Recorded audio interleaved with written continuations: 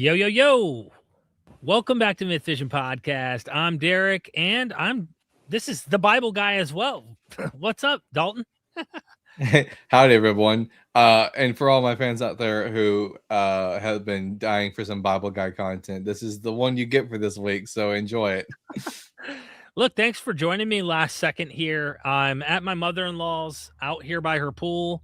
Forgive me on the atmosphere, and if there's any complications, I'm literally in a backyard right now outside in North Carolina. I got a blanket in case it gets cold, and hopefully some entertainment with Christians calling in to explain to us why we should become Christians. Last time we did this, we did really I had a lot of fun.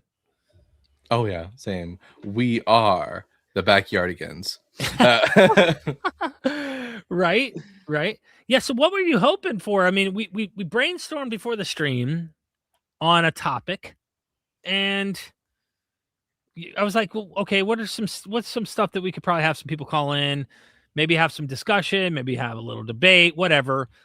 And you were like, well, why not have them explain why we should become Christians? And then I was like, well, sincerely, why should we become Christians? And then it's like, Colin, let's do it, Yeah, absolutely, Christians. So, like, whatever you think is the best argument for why me and Derek should reconvert back to Christianity and become Christians again, come on up and give us your best argument. I'd love to hear it. I think I can speak for Derek on this fact that we care. What we want the most is the truth.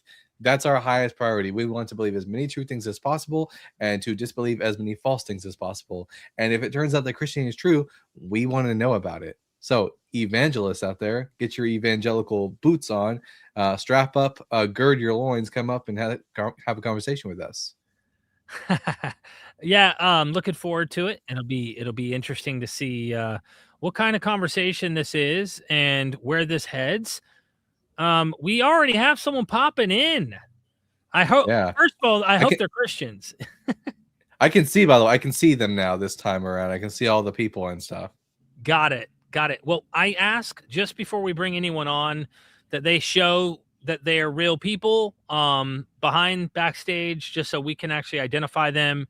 Please do me that favor. If you're in the back, Neurojack, show us that you're a real human here before we end up popping you on and we can have this discussion. Awesome. Okay, cool. I just want to make sure, you know what I mean? So that's what I do. I'd like to screen people if possible, just to make sure that they're real people, Dalton. We have a couple people in the chat before we bring them on, just to shout out. I think this is someone from your side. Oh yeah, absolutely. Hey, Autumn, good to see you there. Allegedly, Duncan is late. Duncan, I'm gonna screw your name up. I'm telling you, like it's gonna really keep me screwed up. Hi, Baron says, thank you so much for being here. I thought he was taking the week off. I forced him on, so you could thank me later. Bible guy and Derek, epic combo. Thank you so much. The jester in the house. Heyo, shalom, yay, yah. I'm happy without Jesus and Yahweh. Someone says, nice. Durbin is on. Welcome. Hey, what's up? Good to see everybody here. Christian. Okay. Dalton Morgan, someone said. Oh, I use a voice changer. Maybe that's what they're referencing to. And one of the voices sounds a lot like Morgan Freeman. Maybe that's what they're referencing to. Probably. All right. We got people don't know Derek. Yep. Nice to meet you too. To the Bible guys, viewers, audience. Good to see you here. I forced Dalton, so you have to somewhat like me, okay? I forced Dalton to do this stream. All right. Good to see everybody here. I don't want to waste too much time. Let's bring on our guest. Neuro, what's up? Hey, how are you? How are you, Derek? Good. How are you? I'm doing good. I appreciate you doing this. I've watched you off and on for a few years. I think you did particularly well, talking to like people like Jade Iyer and Andrew Wilson and stuff like that. That's where I first really started watching you, but I've seen you around. And I think you bring up interesting points. I definitely don't agree with you, obviously, because I'm a Christian, but I think that you do some very interesting thought experiments. So I appreciate that about you. I thank you for the compliment. It's interesting. I guess it's whoever you ask, on what they think about how that engagement with. I self-confessedly am not an ortho bro. I don't really care for the arguments. It usually tries to put the burden on the people that they're trying to win an argument with. And it doesn't feel like a sincere approach to really getting at the gospel, getting at the revelation of scripture, really getting at why Christianity.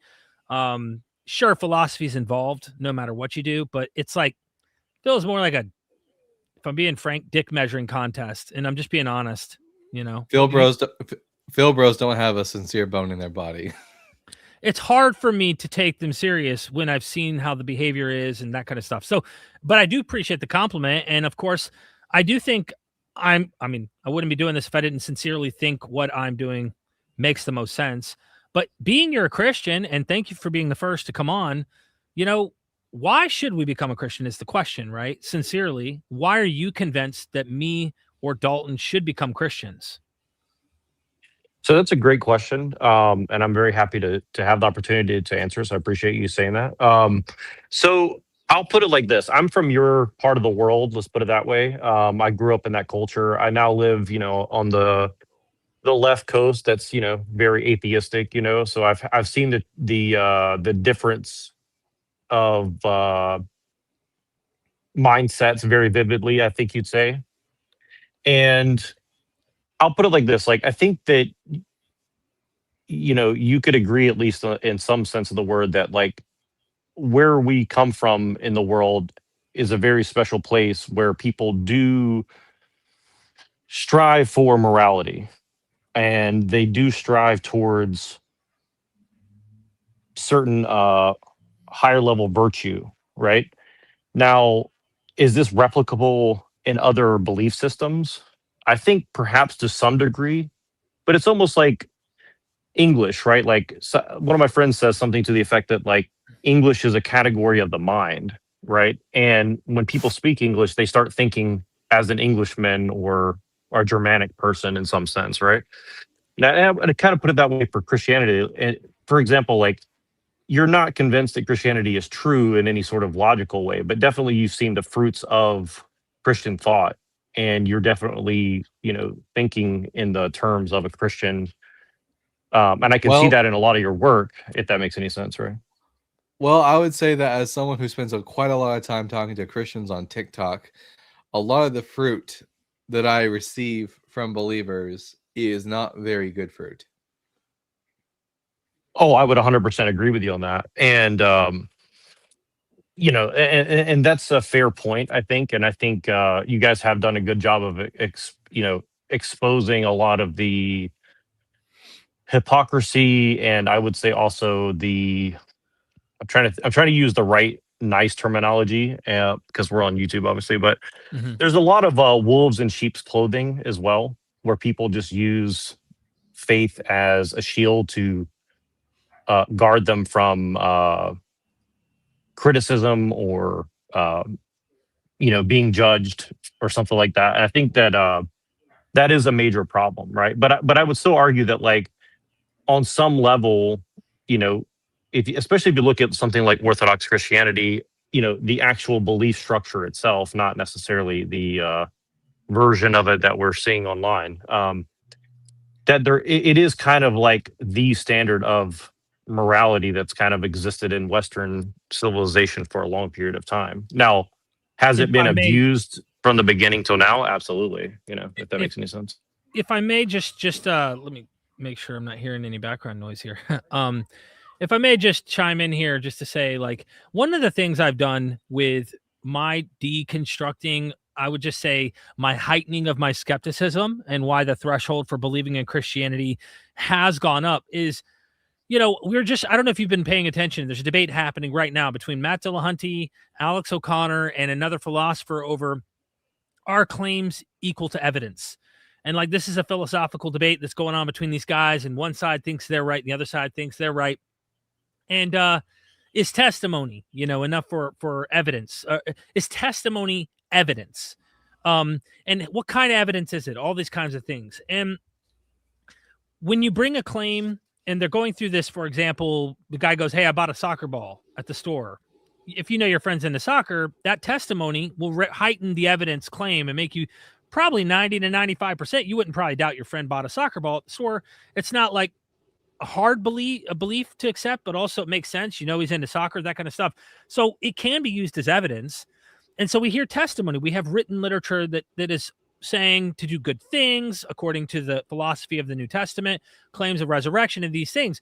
What happened to me, and I'm getting taking the long way to get around to pointing out what I mean by morality, is much of the ethics we find in the New Testament are inspired directly from the philosophies in the pagan world that existed by the philosophers such as the Stoics, the Platonists, Epicureans even. I mean, there were Cynics. A lot of scholars have identified Cynic philosophy in Jesus's words. And so what I'm getting at is like, yes, Christianity ended up dominating the world. No doubt. Islam might be next. It proves nothing of the validity, and you're not making that argument that, you know, it is. I'm just making the point that if the ethics of, let's say, Islam had fruition, and then eventually, let's say, Islam tamed itself from its more radical aspects, we started seeing some positive things. Eventually, they abolished some horrific ideas or whatever. And then all along, the apologists in the Islamic realm just say, you know, all along, these were the truths. It just took a long time for Muslims to finally come around and see them and things like that. And yes, they made a lot of change in large portions of the world. The morality claim to me is just like, there are plenty of societies that thrive quite well with good ethics in the East, for example. And I'm not saying that all their ethics are good. In history, everybody owned slaves, for example. But the morality argument or the ethic argument doesn't really move the needle on me when I can find those ethics predating Jesus in the philosophers of the time. And it's just not a very convincing argument to me, if I'm being just honest with you. Sure. Yeah. And I appreciate what you're saying. And I could even agree largely kind of like with your perspective in a sense. I mean, there's a lot to unpack. And, Of course. you know, a lot of it comes down to like, what's your standard of evidence and what's your definition of truth? And I think that like fundamentally, of course, we're not really going to fully agree with that. But I would say that in a sense, you know, and sorry, I'm just going to have an interruption in just a second here, but I'll say it like this, like, sorry, I'm distracted because somebody came up to talk to me. So just give me one moment. I'm sorry. Hold on. And Dalton, feel free to, you know, if you want to add anything. Yeah, let him add, and I'll respond, because I do have a response to you, but it's going to be a little long-winded, and I want to make sure I address both you guys. So I agree with Derek that, you know, here, the thing is, people are good or bad, and they are going to use their religion to either justify their goodness or to excuse their badness. The religion doesn't really, I don't think Christianity really makes people good or bad. People are good or bad regardless, and they're going to use a religion to justify or excuse their actions regardless. And to Derek's point, yeah, I mean, the fact that we have ethics and morals in a moral society before and outside of Judeo-Christianity. So I think, and generally, I think people are good in spite of what Christianity will tell them. If I may add just to that, while Neuro's paused for a second here, I was on my way up here, and I've caught some slack. I'm glad Neuro brought up some of the ortho bros that I've engaged in the past, because one of the things I haven't done is studied a lot of the philosophy or philosophers.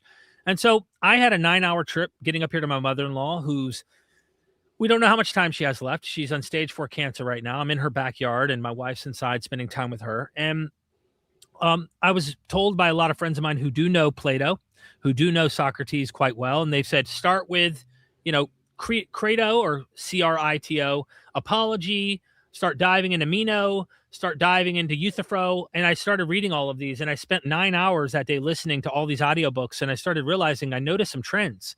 This is 300-400 years before Jesus. In some of the cases, it literally says there is not a single situation where you are allowed to harm another human being. Coming out of Plato, Socrates, in these discussions, that they had such an ethic that harming any human at any time is absolutely uncalled for, and they do not allow it. And so I thought to myself, well, that's interesting. Turn the other cheek kind of philosophy. We find this kind of sacrifice for oneself and pray for your enemy kind of thing. you see this idea already existing hundreds of years in the philosophers' minds. Their reasoning may be a bit different from the time you get to Jesus, but the seeds are already planted there. I can imagine Buddha having a similar thing, harming others, harming any life. He goes beyond just humans. And all of these things, it just doesn't move the needle on the truth of it for me, because if it did, I would equally lay out, the other religious views and be like, oh, yeah, this is convincing to me, but the ethics one doesn't move the needle on the ontological belief of a religion. I think you can have a lot of religions teach good ethics. I mean, I know Mormons who are more ethical than evangelicals, and they would say they're false religious people. You know what I mean? Yeah, I mean, I think there's always going to be a tendency to have like a purity spiraling among Christianity. And again, I think that's, maybe depends on your perspective, because, okay, you could, I mean, I like to argue things like, for instance, that Nietzsche was a Christian who struggled, and he wrote all these polemics against Christianity because he saw the value in Christianity, but also hated how it had been bastardized, by, people like Hegel, maybe, for example, right? So,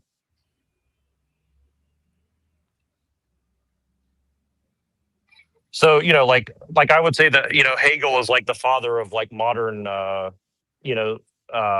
heresy of Christianity, for example, right? So like, should we delineate like pre-Hegelian Christianity versus post-Hegelian Christianity, such as Marx? Because I mean, I would say that communism is basically a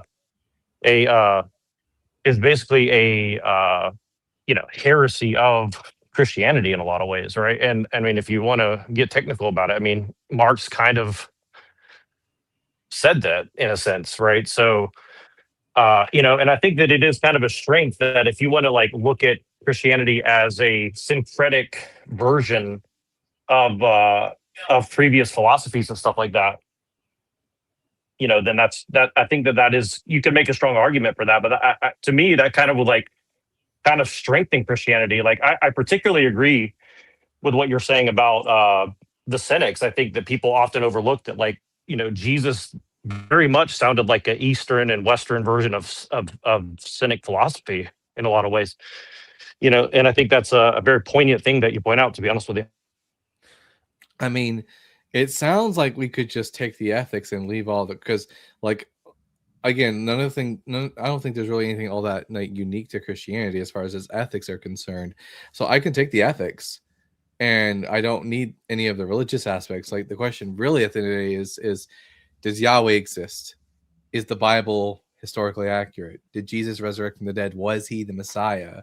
Because at the end of the day, these ethics are not unique to Christianity. I'll tell you the problem with your argument, and from my perspective as a Christian. Again, this isn't to like demean you guys or belittle you, but like you kind of just discard the concept of God from a Christian point of view, which, from your own argument, I think you could argue that it's a syncretic God or something like that, or a perennialist God or something, one of those two. I don't know which one would fit best.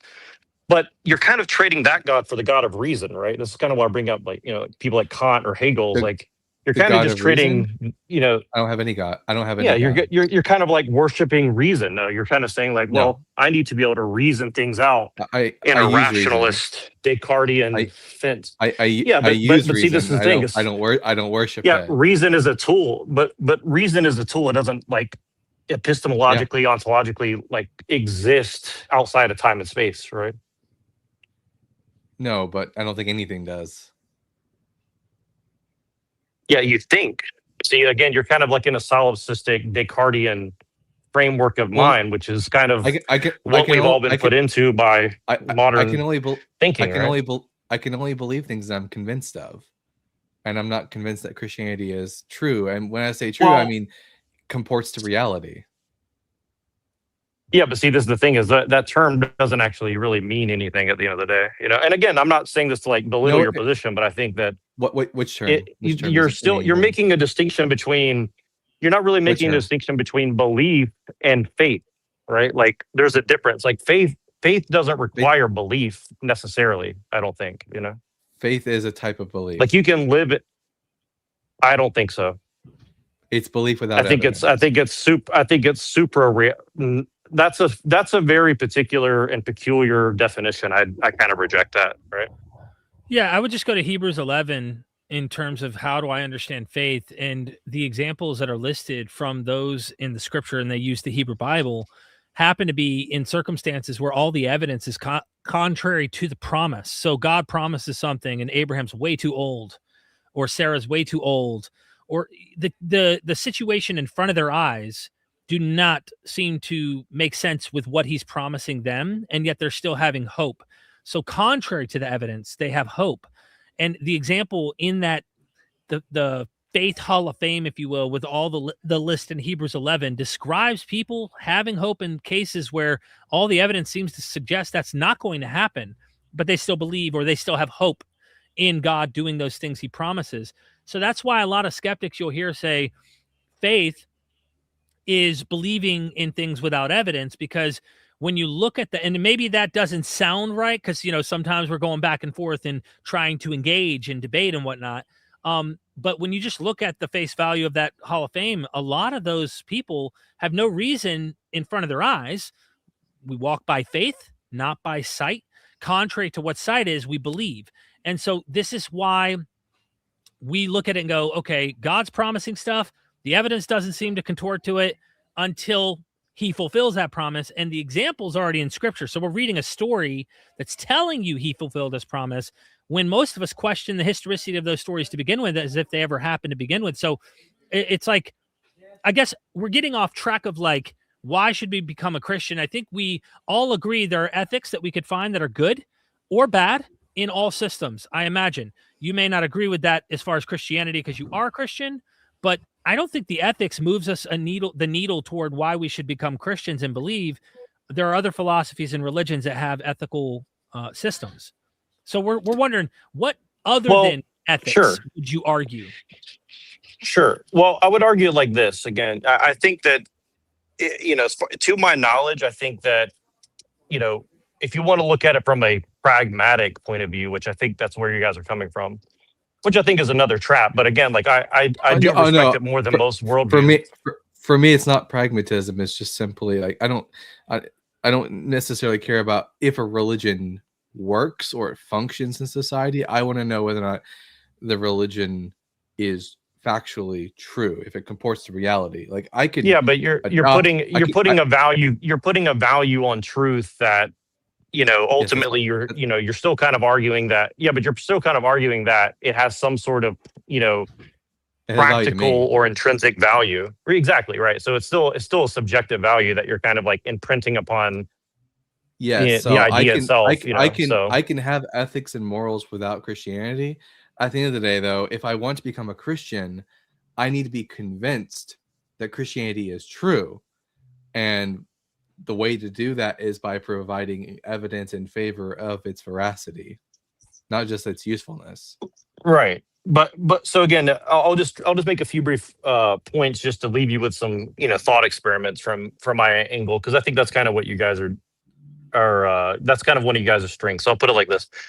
I would put it like this. I think that Christianity is one of the only faiths that allows people to kind of play golf between themselves and God, like God being like the golf course or life, and yourself as the player of golf, right? Like you usually don't play golf necessarily against the other people unless you're in a tournament, right? But ultimately you're trying to beat your last best, or at least find some sort of satisfaction out of the game that you're playing, right? And I think that that's kind of the perspective that Christianity brings to the world. I don't know that another faith does that. For example, I don't quite understand the analogy, but if you're making the claim that Christianity allows for one to have like a personal connection with the deity, I don't think that's unique to Christianity. I mean, I certainly do think it is, but let me explain briefly. I can get that in Judaism. Well, you kind of seem to get that from like scientism, right? Like you kind of think that like, well, by analyzing and measuring things, it gives you some sort of like connection to the divine, to reality that's superior to somebody else. I mean, you're kind of doing a simulacrum of that, I think. I'm able to understand the physical world to a better extent through science. I don't know what scientism is. Scientism's not a real word. It is a real word. It's the religion of like some solipsistic religion that a lot of people I'm not are a in solip. that they just can't admit to I'm themselves. not. I'm not a solipsist. I think most people in the modern age are definitely a solipsist, whether they're aware of it or not, for sure. But again, I'm just I leaving you guys with some thoughts. I But think this yeah, is I think what you're doing is what a lot of Christian apologists do, is that you have to sort of drag atheists down into the muck of religion. You know, like, you realize that there's something wrong with religion, so you have to point fingers at us and say, well, actually, you too, you're religious, but we're not. I don't have a religious bone in my body. I you definitely are. I'm definitely not. I don't think that, but by every definition of the word of religion, I think you guys do I fit don't. it. And again, I I'm not don't. saying that to dig on you. don't- I think Well, it's there's not a single deity that I natural worship. to humans. I think he's breaking Well, up. this is why people do. Yeah, I don't like the way that the guys do the presupposition with you guys, but I do think that in general, like, you do have to examine all the presuppositions, at least to yourself in private, in the closet, like we Christians do when we pray. But I Um, don't worship any about what deities. I your can't belief is. I can't belong to religion. I don't worship any deities. I don't have like a You formal do. The creed. I don't religion, have any- the deity that you worship is the deity of reason. You think that reason is like Well, some sort of superior here's the thing that it has ontology, and it here's the doesn't. problem. Here's the problem. Deity has meaning, and if you like extend the word deity to refer to not just like actual gods, but literally to anything, then it doesn't have a, then it's a. It's But a that's what you're meaningless doing word. with our God. You're trying to like drag God into reason when God is supra reason. That's kind of my point, No. right? It Well, is. no. I'm just defining deity as a divine being. Like, do you supernatural think that we entity could that is ever? Let me worshipped. ask you a question. Let me ask you a genuine question. Do you think that you could ever quantify or qualify the existence of the universe via any sort of reason or science or I don't- anything like that? Do you think I that's don't- ever possible? Do I you don't think you know. could ever have the? I Okay, don't know. say what? I don't know. I don't know. You don't know. So you think the universe is, as far as we could tell, basically infinite, and you think that there's some way we could possibly compute the totality of reality? I don't know. I can't see the future, but I don't know what scientists in the But- future will be capable of doing. Sure, but if you had to put a hypothesis forward, would you say that which would you would you say that my hypothesis is closer I to don't- that or yours? I don't do that kind of stuff. What I don't even know what your hypothesis ultimately is. I mean, I know you're a Christian, but we're not trying to like straw man your position or make you things you say you aren't, even though you keep trying to put that label onto us. And Well, we're because simply, you guys are trying to say that like that there has to be some sort of like evidence, quote unquote, of there being a God. I mean, for me, it's like if you want we're to be reality. Specifically Reality for doesn't. You can't but we're- reason how reality exists. Jack- Though, is what I'm trying to Jack, say. we're specifically asking Christianity because at the end of the day, who knows? I mean, let's just say in 5 years, I'm like, you know what, man? I think Plato and these guys were onto something. Maybe there is something out there. Shit, I could be wrong. Cool. Yeah, I think Plato was something- definitely yeah, onto something. Okay, I think Plato was definitely onto something for sure. Mind you, let me elaborate a little bit here. Cool, right? So we come to an agreement. Let's just say we're both like, you know what? We just somehow, let's say empirically, there was a way of pointing toward that made people convinced, like me and Dalton. Now, why Christianity? Why not polytheism? Why not the various systems that predate it? Why not the pagan version of the philosophers that centuries prior to Christianity already had these ideas that Christianity inherits many of those ideas, recycles them in their own systems. But it's just like, why Jesus? And so I think we're culturally brought up, and this is one of the things I think Dalton would probably agree with, is that Christianity dominated the world mostly. I mean, through coercion and psychological, I'll say, manipulation, and I don't mean that necessarily derogatorily, even though it can be that way in certain circumstances. So I'm asking. I'd also say that maybe it's through the strength of its usefulness. Like maybe it's Exactly. useful to see the world through a certain lens, right? And this lens has provided people with, the ability to do all these great things, right? I personally don't care about whether or not Christianity is useful. I care about whether or not it's true. Well, let me put it this way, and I'll try to make it a little bit personal. Like I have family members that have died recently and are probably going to die soon, right? And I think that that's kind of what Derek was talking about. And look, I see, as a Christian, I see our time here on earth as like it's a test, but it's a test of love to let God know us and us to know him and prepare us for whatever comes next. Even if there's not, let's assume that you're right. There's just nothing after this. Consciousness disappears, which I don't believe. I think you could look at the, the laws of thermodynamics and like energy and all this. Like something about our existence is going to continue, I would say, even from a scientific point of view, but we don't know what that looks like exactly, right? But I think that Christianity allows us the lens in which to take all that pressure off of, trying to be this like miniature, small d deity of reason, right? I think if I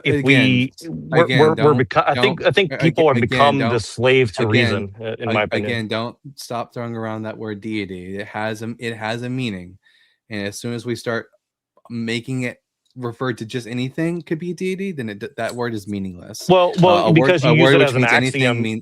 Because you're using it as an axiom that a word which means anything means nothing. And again, because you can't justify but you can't. I don't. And again, I don't care about whether or not Christianity is useful. I care about whether or not it's true. But here's the thing: is you can't prove reason is real through reason, right? That's kind of what I'm trying to tell you, right? You're trying to use it like it's a presupposition that must be. But say what? It's just an axiom that that reason, right? But axioms have to be justified. Reason is just what our brains do to make sense of the universe. The universe objectively exists. Right. So our brains. So if I, as a Christian, our brains notice patterns. Right. So if I as a reason. Right. And if I as a human reason that God is real, not in the sense of a deist sense of the word, then it's. I mean, if you want to quote a philosopher, I can quote Plantinga or Rene Girard or all these other people. You can go read like their stuff if you want, right? That's fine if you believe that God exists, Jack. I don't really care about that topic. I care about whether or not Yahweh exists specifically and whether or not Christianity is true. Did Jesus rise from the dead? Was he the Messiah?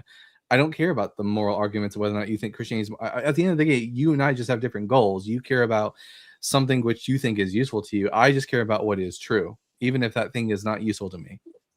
Well, I don't really believe in like a hard pragmatism, but I don't think that anybody can just value truth, intrinsically. I mean, that's kind of like a Luciferian, like I'm trying to make myself God so I can evaluate the intrinsic value of things, right? You really Jack, you really want us to believe in a God. We don't believe in a God, Jack. Not any kind of God whatsoever, and you keep throwing it around. I know this is going to sound disrespectful, but God is your daddy, and you just hate your dad. No, he's not my dad, Jack. Your word God doesn't mean jack shit. The way you will use the word God, it doesn't have any meaning. If God means anything, then it means nothing. Jack, God is a supernatural being that creates the universe. Rules it. It is the source of morals. I don't think that thing is real. I don't have a deity. I know. I just want to tell you guys, I do love you. This is a really fun experience. I don't want to like end on a bad note because I do like you guys. I think that you guys are doing good work. Yeah, as a Christian, I think that challenges to our faith are healthy, to be honest with you. So I really do encourage you guys to continue what you're doing. Well, thank you. And and I wish I could argue this better. I'm kind of distracted, unfortunately, but I really do enjoy talking to you guys. I appreciate your time a lot. Okay. But we'll do these in the future, and hopefully you can come and we can address the specific topic in more depth. But again, I really appreciate you calling, and we got someone in the back ready to come on next. Yeah, I appreciate you guys. Thank you. Thanks, Jack. Have a good one. I figure it's worth me just saying this, and I want you to unpack each time a caller might leave. This isn't to do it while they're gone because we're trying to. We can do this while they're on stream, but I do think it's important to kind of unpack each caller just to say, like, first caller, when it comes to truth, which that could be defined differently as well. Are we talking about facts? Are we talking about truth? Whole different thing.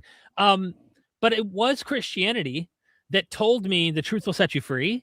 For me, in my mind, I thought truth equated to what reality was, and that's what we can test, observe, the facts on the ground, these kinds of things. And it was that motivation that honestly, through deeper, harder research, caused me to question it. it was through that philosophy of like truth. It's what's reality that you're ultimately going to find that's going to make you more convinced of this, and eventually led me away from it. So I don't know if you want to comment on that, and then we'll bring our next caller on. Yeah, I'll just say that the two worst types of arguments from me that are Phil Bros. We've already talked about this before the show. I hate Phil Bros, but also the moral argument for like Christianity being useful is never going to be convincing to me. It's because at the end of the day, I don't care if something is useful. I want to know. It's just my goal. My personal goal is I want to know what reality is. Right. Yeah, and again, I mean, at the end of the day, if we were able to actually show, like through lab tests, that the utility of this religion is actually overall helping all of the world, if they could show this in a test tube and prove it, I'm going to be honest with you. I've said this on a recent stream, and I know we want the truth, but I have said some edgy shit in saying, look, if the utility of a particular religion actually improved, I don't know how we'd even be able to show that. I would go with what actually was utilized utility-wise better for humanity, even if we had to play make-believe. Okay, I know that's a thing you may not agree with in my statement here, but I don't think it's true. I'm saying I would need the evidence. So if they could show the evidence, then I'd have to really struggle with something here and go, you know what? We're apes on a planet trying to figure this shit out. You know what I'm saying? So anyway, that's a whole nother, that's away from Christianity though. That's kind of like not really addressing the why should you and I become Christians from the facts. So anyway, let's get our next caller on. And if you're cool with that. Yep, absolutely. Awesome. All right, cool. The real duck's in the house. What's up? Hey, what's up? Good to see you guys. Hey, welcome to Myth Vision and the Bible Guy. Yeah, thank you guys. I was very excited to see you guys streaming together. I watch your Verticals Bible Guy. Derek, obviously it's cool to see you around tacos, cool to see when Myth Vision goes live. Thank you. So I imagine just up front, you're a Christian. I was raised Catholic, right? And Okay. so I've done and like I'll write philosophy if it ends up being natural, I'll write that stuff, right? But yeah, I wouldn't say I'm very far from being anti-religion, if that makes sense. Okay. Well, we're looking to see why we should become Christians. And I don't know if that's what we're like trying to keep the topic on as much as possible. So are you trying to convince us why we should become Christians, or did you have something specific you were trying to bring up briefly? Because we're trying to get people to kind of argue why we should be Christians. Why should we believe this, Yeah. So I think I can convince you guys. I mean, I don't know if you need to be Christian, but okay. So here's what the argument's like, right? If you read the book of Psalms, any of the Bible, like one of the consistent themes is just the weakness of the flesh. And so to me, when we're talking about arguments that develop from testimony, when we have these theological terms like revelation or revealed religion, it seems like the people that wrote the Bible and are telling these stories, providing these lessons, they're talking about divinity, have a solid recognition and grasp of their of their access to the human experience. And so I think this strengthens claims as evidence. I think it strengthens testimony. It strengthens the abductive and perhaps inductive case that the Bible is divinely inspired for multiple reasons. So my biggest contention with the idea that the Bible is divinely inspired is mostly going to be due to the fact that it contains scientific and historical errors. It makes a lot of claims about Jesus being the Messiah, often misquoting and taking the Old Testament out of context in order to make that point seem more valid. And then when it comes to the resurrection, we really don't have any eyewitness testimony to the resurrection of Jesus. Yeah. And so I think when people take, these phrases like by faith alone and say, well, look, there is a strong historical account for the Bible and stuff. where there's a historical interpretation, right? You have you can do exegesis, there's philology and all this other, this fancy stuff, whatever. It's all BS. But I still don't think it takes away from the fact that the reason this isn't like why isn't it the case that a wrestling camp, right? This is my argument. Why isn't it the case that a wrestling camp or a Navy SEAL training is producing divine writings, right? Most often, if you follow like Sunkissed Kids or any of the you follow like jujitsu buses, these people doing really hard things, talking about weakness of the flesh, produce a bunch of nonsense, right? It's all nonsense. It's slop content. And yet with the Bible, we have a religion that's supporting over 1 billion people around the world. I think that's something that's profound, and you have to be able to explain it. The historical argument is one thing, but that doesn't take away from the belief that you can form in a justifiable manner from those books. You There's a do, but lot. you do recognize that there are holy texts outside of Christianity that point to the weakness of human flesh. Yeah, that's cool. Yeah. So that wouldn't really bring us to the idea that Christianity is true. It just means that maybe that these authors recognize something that anyone really can recognize, is that human beings are frail, and they also happen to believe in a particular deity, and they coupled those two beliefs together. Okay, I mean, so that's one interpretation, is that people believe in a deity, right? And so there's no outside or vertical cause that creates this sort of singular interpretation that you have religion as truth. However, that doesn't change the fact that, imagine if you see an analogy that I think makes more sense in this case is if you have a singer, a masked singer in Times Square, and they gather a crowd of 100,000 people. I think you'd be safe to assume that this is probably a famous person. This is probably a famous singer. They're probably classically trained. There's a reason that 100,000 people gather for this person, right? That's not that controversial, I don't think. And so I think in theological terms, we're still just talking about strong testimony. We're not talking about we don't have to talk about causation. We don't have to talk about the actual state of affairs in the universe yet. We're just wondering if this unexplained experience possibly has a divine or supernatural explanation. And I think more people agree that it can, or it does. Is there something in particular in regards to the Bible that you're pointing to that you think the testimony is strong enough to validate?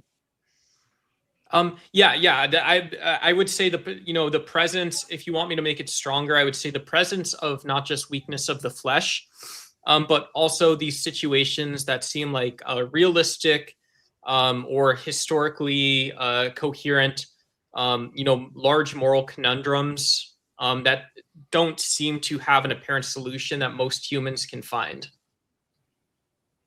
It just sounds like myth making, though. I mean, it's. I mean, when we talk about the Bible, I mean, people recognize it seems more parsimonious to me. People recognize that human beings are frail and fragile and full of troubles. These people believed in a certain deity or deities, and at least in one case, the ancient Israelites didn't believe in just one God.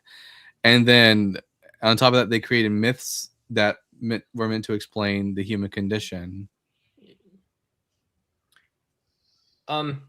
Yeah, I mean, I don't. That to me, that starts sounding like the centrality is more based around presuppositionalism. I'm not trying to go over your head, but it just sounds like, if you say, oh well, one possible explanation is myth making, so it's probably myth making. That's not actually engaging. I won't say it's not engaging the hypothetical, but I just don't think that it is assuming at least naturalism, or it's assuming the myth-making narrative is historical and social, perhaps. Well, naturalism is the default position. Okay, yeah, that's so cool, right? So, for example, when it comes to the resurrection, why should we think that Jesus of Nazareth was really resurrected from the dead?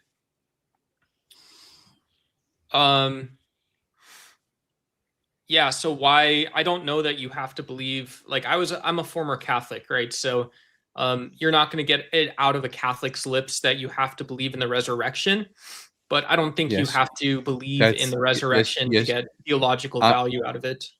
I'm an ex-Catholic. You do have to confess that Jesus resurrected from the dead in order to be Catholic. That's part of the I Nicene Creed. understand all that. So that is necessary. Not necessary like you're saying it. Yes, it is. You have to believe in the resurrection of the dead in order to be Catholic. Yeah, right. So it is necessary. So the question is, why should we think that Jesus was resurrected? Yeah, I mean, I think the manner in which Jesus died and was reappeared to people satisfies the resurrection narrative, to be honest. What do we know about the way he appeared to people? He did it, right? That's what's in the Gospels. Is he did it? Well, the Gospels are. I think the Gospels are myth. I don't necessarily believe that they're telling the truth about what Jesus said and did. When the Gospels themselves change facts about Jesus's life from one Gospel to the next in order to satisfy some sort of theological belief, I don't have any really good reason to believe that the resurrection accounts of Jesus are accounts of true events. I don't get why you're asking me these questions if you're not going to listen to the answer I give you, right? That doesn't make any sense to me. I am listening to the answers you're giving me. I'm asking you, why should I become a Christian? This is the second time you asked me a question and you said, well, it's just naturalism, right? You asked me to come up here and say, why should you be Christian? And if the answer is always just going to default to, oh, well, it's naturalism. And then you're going to ask why I can believe the resurrection as allegorical, but also significant. And then, oh, it didn't happen. I don't get it. You think it's allegorical? You think it's allegorical? Huh? You think it's allegorical? Yeah, I mean, I think someone's fine for, like, if that thought doesn't enter your head, you're probably mentally ill, right? Dude, most Christians don't. I mean, I'm not going to say I can't speak for all of them, but most Christians think it literally. I'm sure you know that, Duck. By the way, I wanted Dalton to spend some time engaging here. There's a lot of stuff here to unpack. Earlier you brought up like the how many people believe this, kind of the idea of how so many people are convinced of it. And I think of Islam. There's a huge, mass amount of people there. You brought up myth making, and I think we need to back up for a second and just say this. Me and the Bible guy, think of Socrates, who's very skeptical, who's going to question, who's going to be, constantly try to go, whoa, about the resurrection. We're just doing what Socrates is doing. We might be a bit of a gadfly. We're annoying, okay? But that's because we're not convinced that the testimony we're reading in the material is convincing. It could convince us that, yeah, maybe people had experiences at best, but humans have experiences all the time with all sorts of things. And so we're questioning the very nature of the resurrection and the truth of Christianity as if this is reality, as if this is the one true religion we should be following and not any other religion. And so when I compare using heuristic approaches to other religions, even contemporaneous to Christianity, and I see other people who ascend to heaven, who are miraculous healers, all these kinds of things, I think to myself, seems like this is something that is prevalent, that people were doing around this time. And that to me, at least, brings it in on the plate that, okay, Jesus isn't the only guy doing things like this. That raises doubt for me on one testimony, or the testimonies we find within one religion. And then there's other testimonies. So you actually were the one commenting in the back, correct me if I'm wrong, Duck, on the Matt Dillahunty engagement with the other guys. And I was listening to it. I'm not a philosopher. Okay. I'm trying to get my head wrapped around some of this stuff. But yes, I can see testimony being used as evidence when you have a trustworthy report of people you know and trust. And I always tell Christians, you're convinced of the testimony written in text. Some of that testimony, scholars, I think, have done a damn good job of showing was made up. And what I mean by that is 2 Peter. It's even non-evangelical Christians often look to 2 Peter and say, this is not written by Peter. And in there's an eyewitness claim in 2 Peter chapter 1. He claims. Did Derek freeze for you? Yeah, he did. I'm sorry, the internet's not the greatest we out go. here, guys. Can you You're hear good. me? You're good. No, you're good. Yeah, But everything's good. I should probably stop after just saying 2 Peter 1, for example, is a pseudepigraphical writing, not really written by Peter. Claims to be an eyewitness on the Holy Mountain, quoting Matthew. It's dependent upon Matthew, but even non-evangelicals, Eusebius and others, questioned its authenticity. So when you have fabricating eyewitness accounts combined with supposedly authentic eyewitness accounts by Christians, and then you find out Christians weren't the only ones claiming to be eyewitnesses of things. Asclepius and others were also claimed to have eyewitnesses, and Celsus. I just look at the history, I compare it, and I go, man, I'm not convinced. I'm looking at it going, there's many humans making claims, having experiences. But Derek, Why if this you have if you have one, so I think it's cool to engage the actual myth making case, if where you have felonious writings. But if you have one of these stories where it's like, wow, this is really unlikely to have happened without divine influence. It's very unlikely to have happened to produce this type of writing without divine influence. It's the case that you don't need actually all of these, right? You can say that this is my holy book. Someone can take that and mean it. And there's a reason they might say that, but you can still have just one event that actually has historical significance, which was not myth making, and that satisfies the condition to validate either Christianity or the notion of the monotheistic God, whichever one you choose. When it comes to the resurrection, though, all we have are these anonymous gospels that don't necessarily correlate with one another. They do contradict each other on important facts about Jesus, and we have Paul, who says that Jesus appeared to certain people, which is, I mean, we have several examples of people who are grieving loved ones, seeing their loved ones after they die. We call these bereavement hallucinations. The question is really, why should me and Derek think that Jesus really physically, unless you don't think he physically rose again from the dead? Because I'm not quite sure. Do you believe that Jesus physically rose from the dead, or do you only believe it's allegorically true? Yeah, I believe it's allegorically true in the sense that like I think one conceptualization that if you're a theologian or a philosopher, you have to explore is Isaiah stating that it's not the life, but it is the death of Jesus that saves others from death. I don't think that's an example where I don't think Isaiah? that is totally allegorical. Yeah, in Isaiah. So when we're talking about the resurrection and Jesus's crucifixion, I think that line sort of captures about where I sit from an epistemic standpoint. Like, so do you think there's TMFJ747? Thanks for the super sticker, my friend. Just want to give you shout outs if you send in super chats or super stickers. We really appreciate it. Both I and the Bible guy. Thanks. So is there, in your worldview, is there still a physical corpse of Jesus left over somewhere out there? Yeah, I mean, ashes to ashes, right? The man that was crucified, I think his body went the same place as everyone else's. Okay, so Jesus didn't physically rise from the dead, even though the Gospels would make that claim. So really, I don't know how he would have ascended into heaven. I don't know how Jesus would have ascended into heaven. I don't need to. For the first century Jews, that's an easy answer. He just went up because heaven was up there.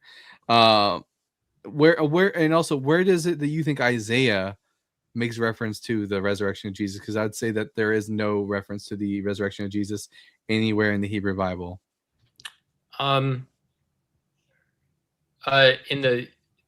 don't know. So I know that it's the Gospel of Mark, and it's Isaiah 40, I think, Isaiah chapter 40, that begins referencing the almost the like eschatological or the death narrative of the Savior of the Son of Man, whatever you want to say, whatever. Isaiah 40 is just about the Israelites leaving exile from Babylon. 42, 43, it's somewhere in there. All of that section of Isaiah, from Isaiah's 40 to 56, are all about the children of Israel leaving exile and their soon exaltation before the eyes of the nations. There's nothing about a Messiah. It's somewhere in there. You can Google it. if you want. All right. So Jesus allegorically rose from the dead, not physically. I mean, I think that just means it's a story that you find meaning in, not that Jesus in any real way is actually not dead. That's a good point, right? That's a good argument, I think. I think for people that do believe, and maybe this is disingenuous because you guys can just say, oh, this duck character is kind of crazy or something. But I think people that do have what seems like a revealed or a divine experience, if you feel you're part of the divine, if you feel God's presence or something, whatever you want to call it, if you feel that and you see there's these unlikely stories, right? This might increase or improve, like, yeah, your Bayesian priors for why you become a Christian. Well, yeah, like, I mean, good that's reasons obvious. to do that. Yeah, of course, Duck. I mean, that's mostly why Christians become Christian, through some kind of experience. And then when they're being told through that experience, the environment is usually through a pastor or somebody who is giving them, framing it through the mythic framework of the death and the unconditional love of a father, et cetera, in human terms, which I think just taps into the innate nature that humans have by being born by a mother and having a father. So they're tapping into the instinctual things we have in the natural world, and they're having unique experiences. These experiences under whatever context that may be, at a church, at a youth group, through the preaching. They're in jail. They've gone through struggles. They're in addiction. Their women, left them, or they've been abused, whatever it might be. And they then attribute the claims of a myth to an experience. And it doesn't do anything for the truth of that claim. And we can get this all across the world. This has been written extensively by experts in the field, that experience, all of us have it, whether we're religious or not religious, and no matter what hat you wear, you're going to have that. And then one just thinks it's the truth of Buddha or the truth of Islam. And there's a lot of mystical Islamic positions you can hold to. So it sounds to me that you're too heretical for even the people in the back who want to come on and talk to us. They don't even think you're a real Christian. And I'm just telling you what they're saying. Look, I do appreciate you calling in. We do have 4 other callers that are waiting in line, but I want to give you one final, last chance to convince us here. Dalton seems not so convinced, and I'm just sitting back watching on this one, man. Okay. Give your best argument right now, Duck. Best argument, please. Best argument is the Bible is the only collection of books that shows the full spectrum of human experience, and reaches into the divine. It is not a mythology like all others. It's not like LeBron James and the Cleveland Cavaliers. It's not like J.R. Smith, calling a timeout, or, not shooting the ball with a second left. It's not like any of those things. It is a story that is capable of forming beliefs. It is deeply allegorical, I think, if you take it that way. And those are all abductive reasons that can lead to induction, and perhaps relate to universal human experiences, why someone can be a Christian. And I think you should all consider it deeply. I appreciate it, Doug. I don't know. Go ahead. Real Doug, you've just perfectly described the polycanon from Buddhism. It describes the full breadth of human experience. It claims to have people get in touch with the divine. The polycanon, by the way, is the Tripitaka. It's the text that belongs to Buddhism. Everything you just described also perfectly describes that holy text. I was thinking of Hinduism, it's a good question, too. Right? That's a great question to ask. Yeah, Doug, I was thinking of Hinduism too, because I know they have some really complex philosophy on how they understand the world, nature, gods, all of that, and our relationship to it. So maybe there's just more learning on looking at those things, because if Christianity and the Bible convinced you, because a lot of these arguments you're bringing up, you might get persuaded to become even more pantheistic, or some kind of broadened person who still holds to some ideas. But you might even expand your idea about God bigger when you look into those other traditions. I don't know. I mean, I'm not trying to take your position away from you. I'm just here to say, what evidence do you have to prove Christianity? I thought that was evidence. I thought I proved it there, but it doesn't have to. But I just think it's one. I could be Buddhist by that measure. Right. Right. Well, but you could be Buddhist, right? But if the question in the prompt is sincerely why we should become Christians, I would say the best reason to do that is because your experience is there's going to be people in the audience. Your experience doesn't relate to another belief system better than Christianity, right? So just treat it like that.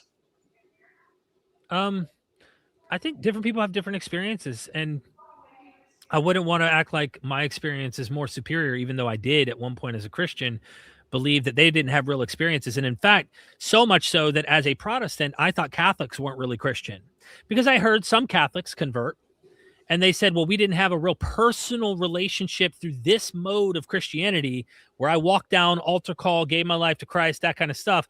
And other Catholics were offended by it and saying, what do you mean? I authentically believe, I cherish my religion, I go into church. And so I just think dismissing people's personal experiences and grounding your ontology in that experience is natural. I'm not knocking it. I just don't think it's, if we're arguing ideas of what the facts might be, I don't think that's the best approach, in my opinion, because there's a plethora of experiences out there and a plethora of different conclusions.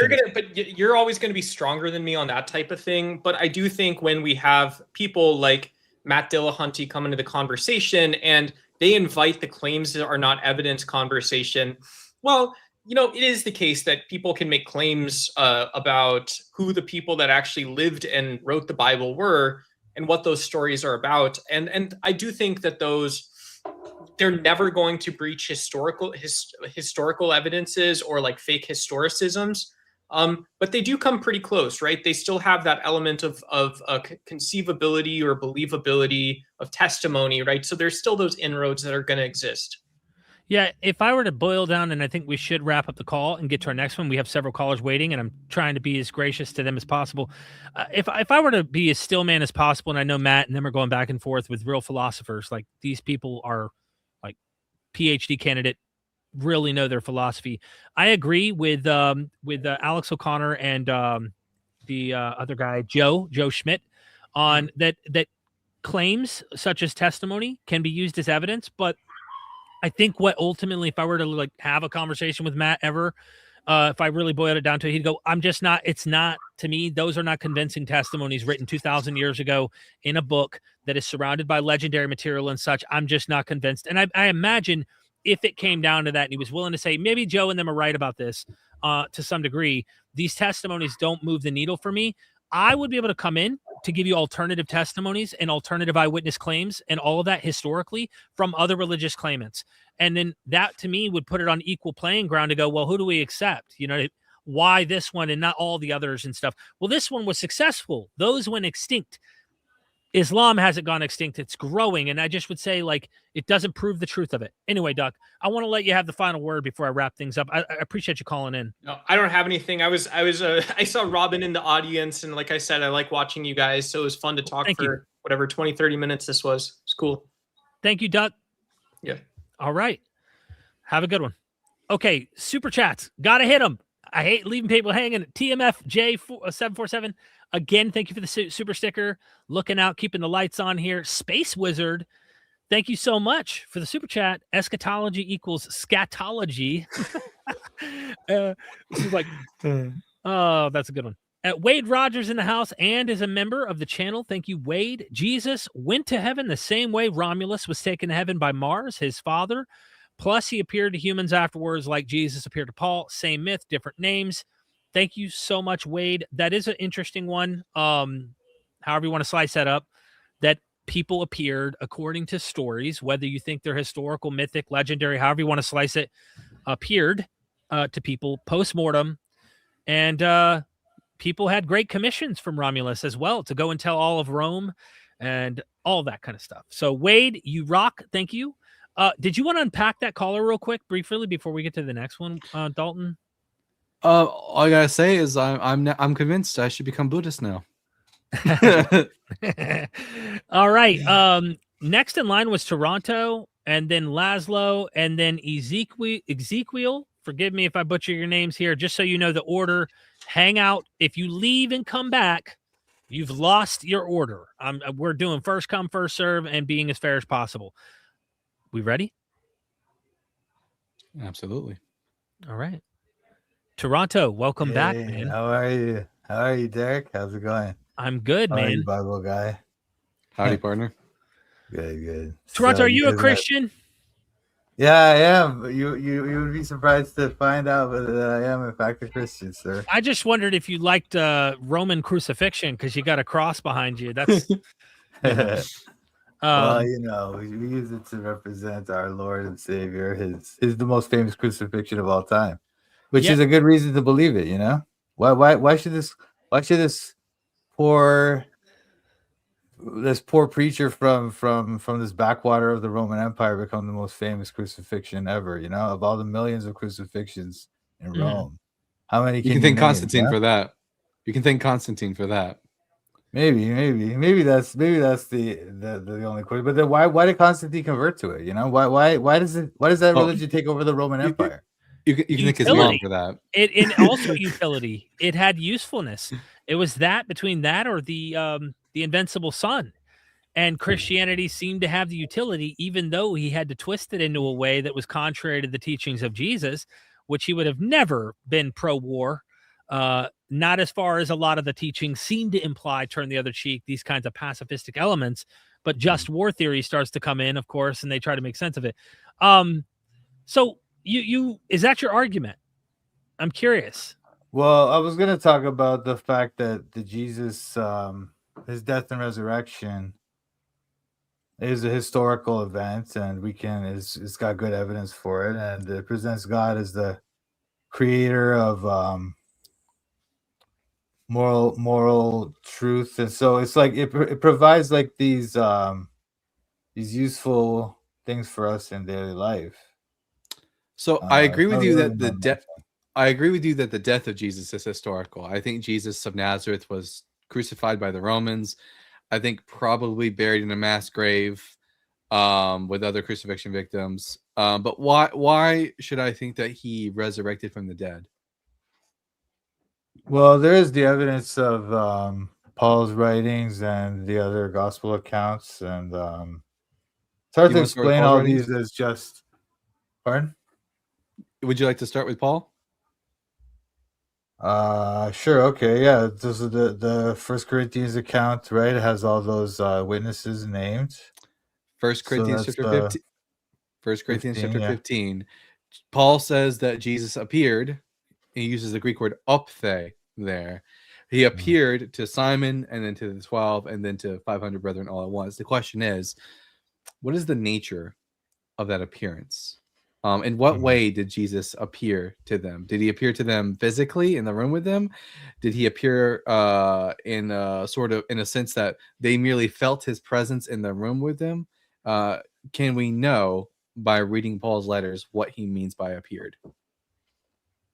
Well, I would say he means by what he means by appeared is that he appeared as a living person, because he refers later in the chapter. He talks about how that we're all going to rise in that same way as incorruptible bodies. So it's like a physical resurrection, and Well, also even I don't think Paul does uh, describe a physical resurrection. I think he describes that, there's the body that is buried, but it's not the same body that is raised. He uses the analogy of like a plant coming forth from the seed.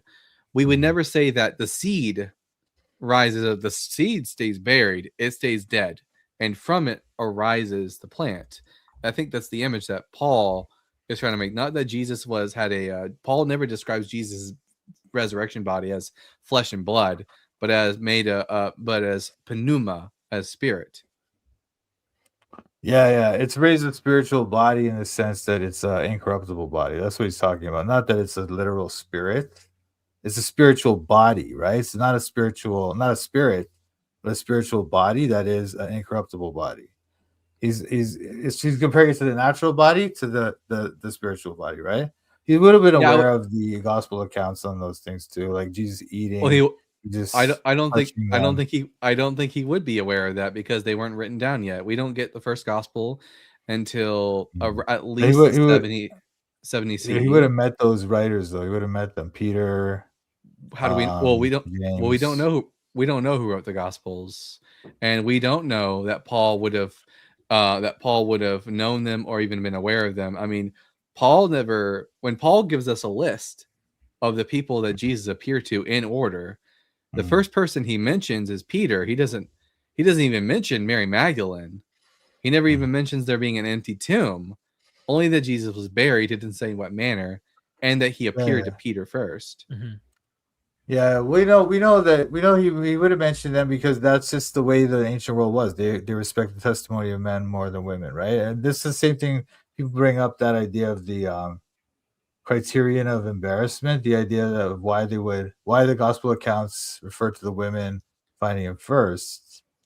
Well, that's It's easy. because they want to speak the truth. They don't want to. They don't care about telling it in a way that's believable. They want to tell it in a way that's true.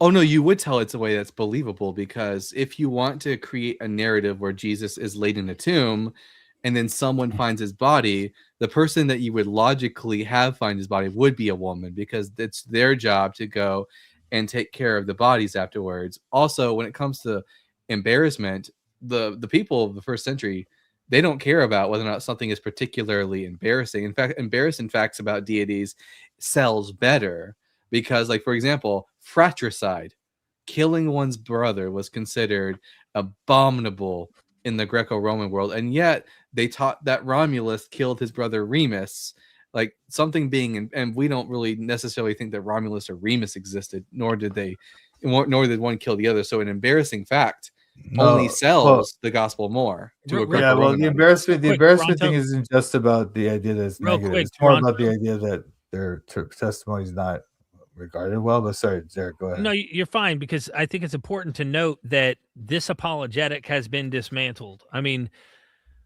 this it doesn't work. We know that women specifically would have gone to the tomb historically. The role of women in mourning and burial was culturally standard in ancient Mediterranean society. It would have been unusual if women were not at the tomb. And the literary reason, for example, for women being the first witnesses in Mark is that they flee and say nothing to anyone, for they were afraid. That is the original ending of Mark, which Mark chapter 16, verse 8. The women are not triumphant eyewitnesses, and some scholars think that the reason they went and told no one is to explain why they didn't know about this narrative. But on a mythic level, on a mythic point, if you just look to Osiris, who dies also and is said in their mythic traditions to resurrect, Isis searches for the body, going to look for the body with her sister Nephthys. You also find in the Tammuz cult, in the Hebrew scripture, the women who are mourning over the death of Tammuz, which is just Adonis in the Greek world, women always are said, even in Dionysus' death, he's twice born, the Maenads, through revelatory experiences also. So, look, you can go through several cultic mythic examples, but also historically, you can go through historical examples where women were burying, and that was part of their custom, was to bury the dead in the Mediterranean world at this time. So either way you go, whether you go down the mythic path or the historical path, and maybe the mythic was inspired by the historic, either way, you have women going to the tomb. It's not an embarrassment.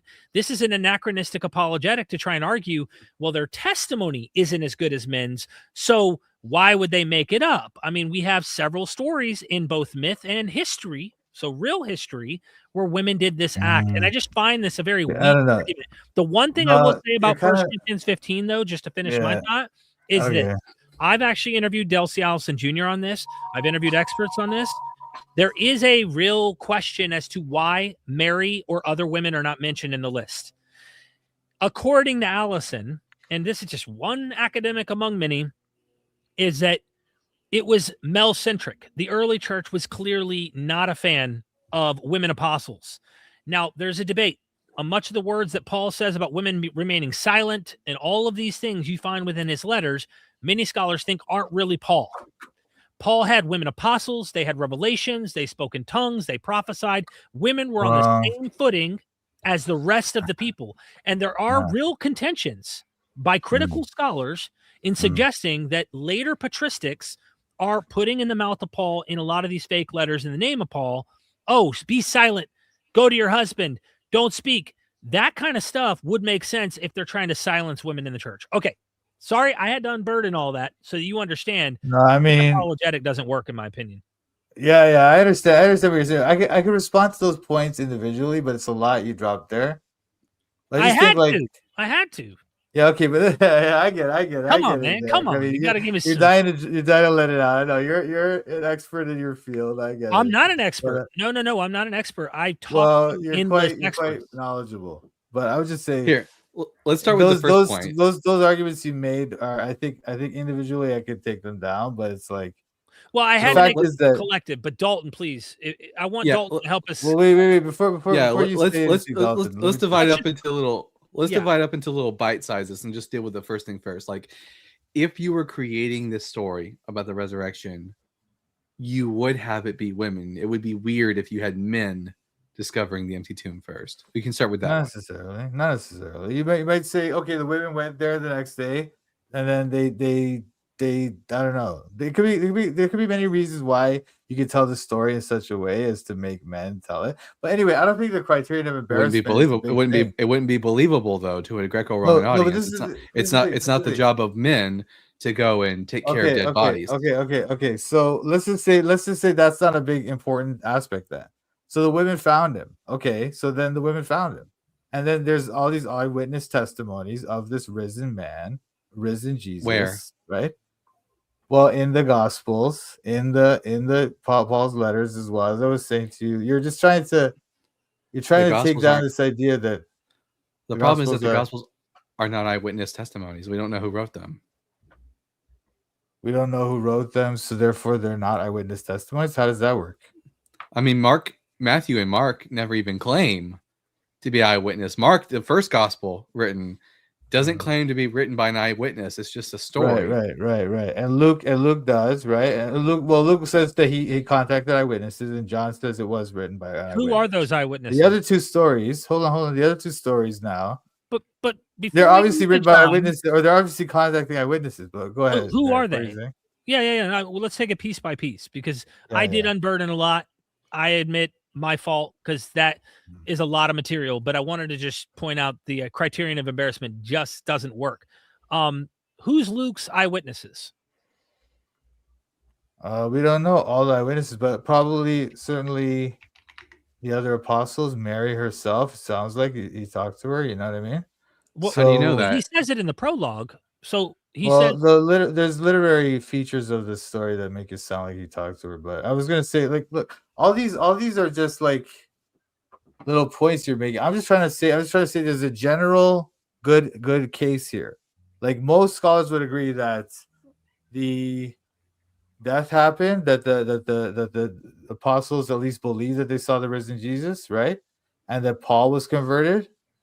Yeah, Right? that's So this perfectly is- that's perfectly explainable through naturalistic phenomenon. All that's really required for this myth to start is one, for Jesus to be crucified, two, for Peter to have a bereavement hallucination, and then three, for the other Christians to experience a collective delusion. That's perfectly. We have several examples of this. That's collective perfectly. delusion is a very difficult theory to make work here because it's not a very common thing. It's not, and also the way that they all kind of tell the same story. Collective delusions don't really. Are you Catholic? Generally, are not. No, I'm not. What do you think about the But miracle? yeah, of the sun? those stories. If you're talking about Guadalupe and stories like that, well, those stories are not like they're not all telling the same event. They're not all talking about the same kind of. Well, no, there are allegedly thousands of witnesses for the miracle of the sun. Yeah, but some of them will say there's a woman in the sky. Some of them will say that there was the sun.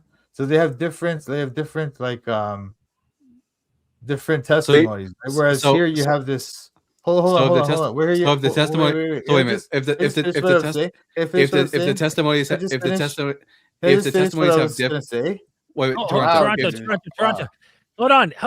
You gotta let Dalton also Okay. jab in because you don't want me to unburden like I just did, and that you're not able to answer everything. Dalton's got to Okay, but press I just you on wanted to shit. finish my point, but okay, fair enough. Okay, go ahead. you, Dalton. you, Well, you let's- made an important point. You made an important point, Toronto, that if there's differences in the testimonies, then it's quite unreliable. Are you making? What about the differences in the Gospels? They're very minor, and we can discuss those as well. I don't think they're contradictions as you're claiming. The differences in the Gospels are not comparable to this, where some people see a sun or a brightness in the sky. Some people see a woman. Other people see like there's very vastly different testimonies from sightings like Guadalupe and things like that. And What about this their is like women? by the way, The this is like women went and over a told period no of time. one. What about the women went and told no one, and then the very next gospel says they went and told everyone? Well, Derek, I would Completely disagree. opposites. I would disagree with you that Mark ends there at 16. So you think the I can prove extended? it. Oh, you don't think the ending? No, you can't prove. Like, look, don't get into all this. I Like, I can. think you're just Yeah, I distracting can. Here, from the let me- point here. Here, let No, me go what to are you going to Mark prove that chapter Mark ends at 16. 16a? You're going to prove that? How Well, are you going to they're- prove that? Yeah, by early- going to early- the oldest manuscripts. Yeah, the Oldest oldest manuscripts always isn't have proof. it. Oldest manuscripts It's doesn't mean that they're the best. so there's no manuscripts early on that have it. No, wait, Derek. Number Derek, two- you're not understanding textual criticism, how this works. Okay, I'm not that- understanding. yeah, the texts that have them, the older texts, right? Such The as oldest texts Alexander. do not have them. Do not. I know, have them. I understand that, Derek. I understand that 100%. Okay. Okay. What I'm saying to you is that doesn't prove that those texts are better or that they have the correct. It shows you narrative. there are traditions that are earlier than our physical evidence suggests, where there is no longer ending. There's no 19 or 9 through 20. There is no 9 through 20 Yes. verses. That is Yeah. a evidential observation all three of us can make and go, you know what? Someone added this on. Then if you add in linguistic, No, not added- necessarily. Derek, not hold on a second. necessarily, no, but I'm saying that's why we can look at it and go, this is convincing.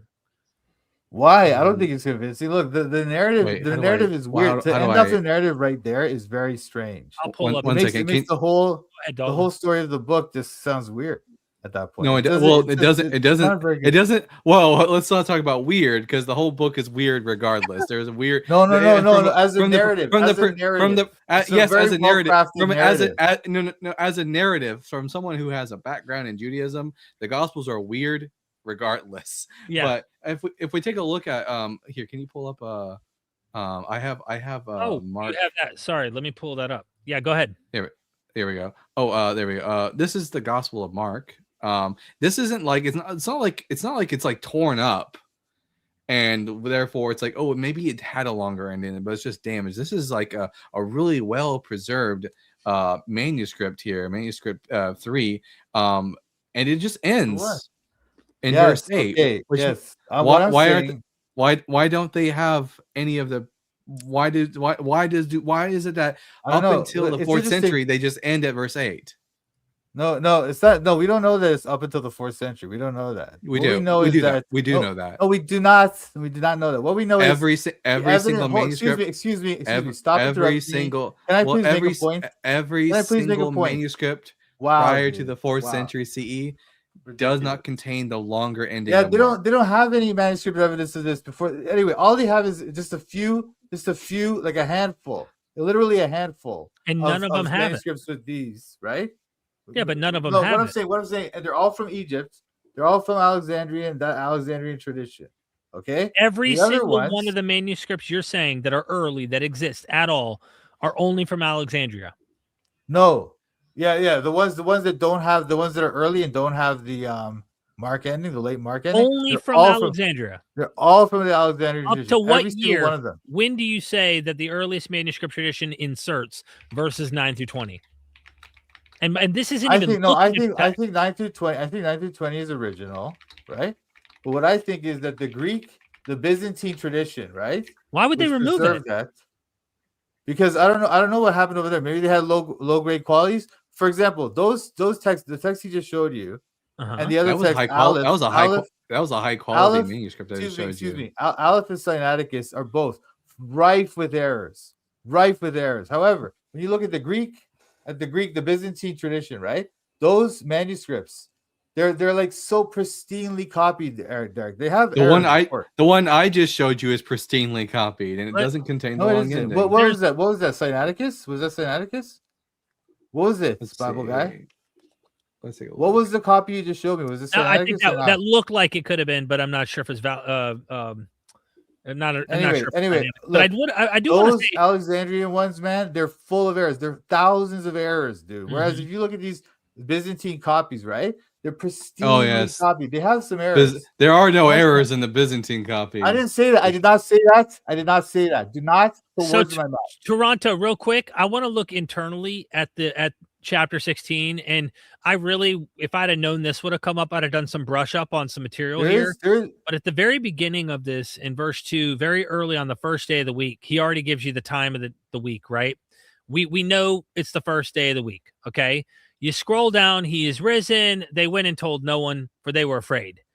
Scholars have noticed this weird insertion.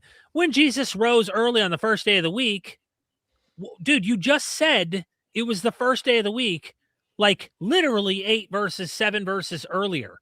You don't have to say it's the first day of the week again.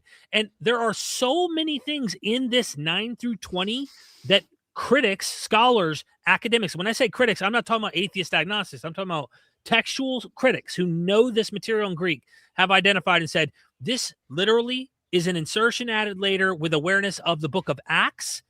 It knows about the snakes and stuff that's going on.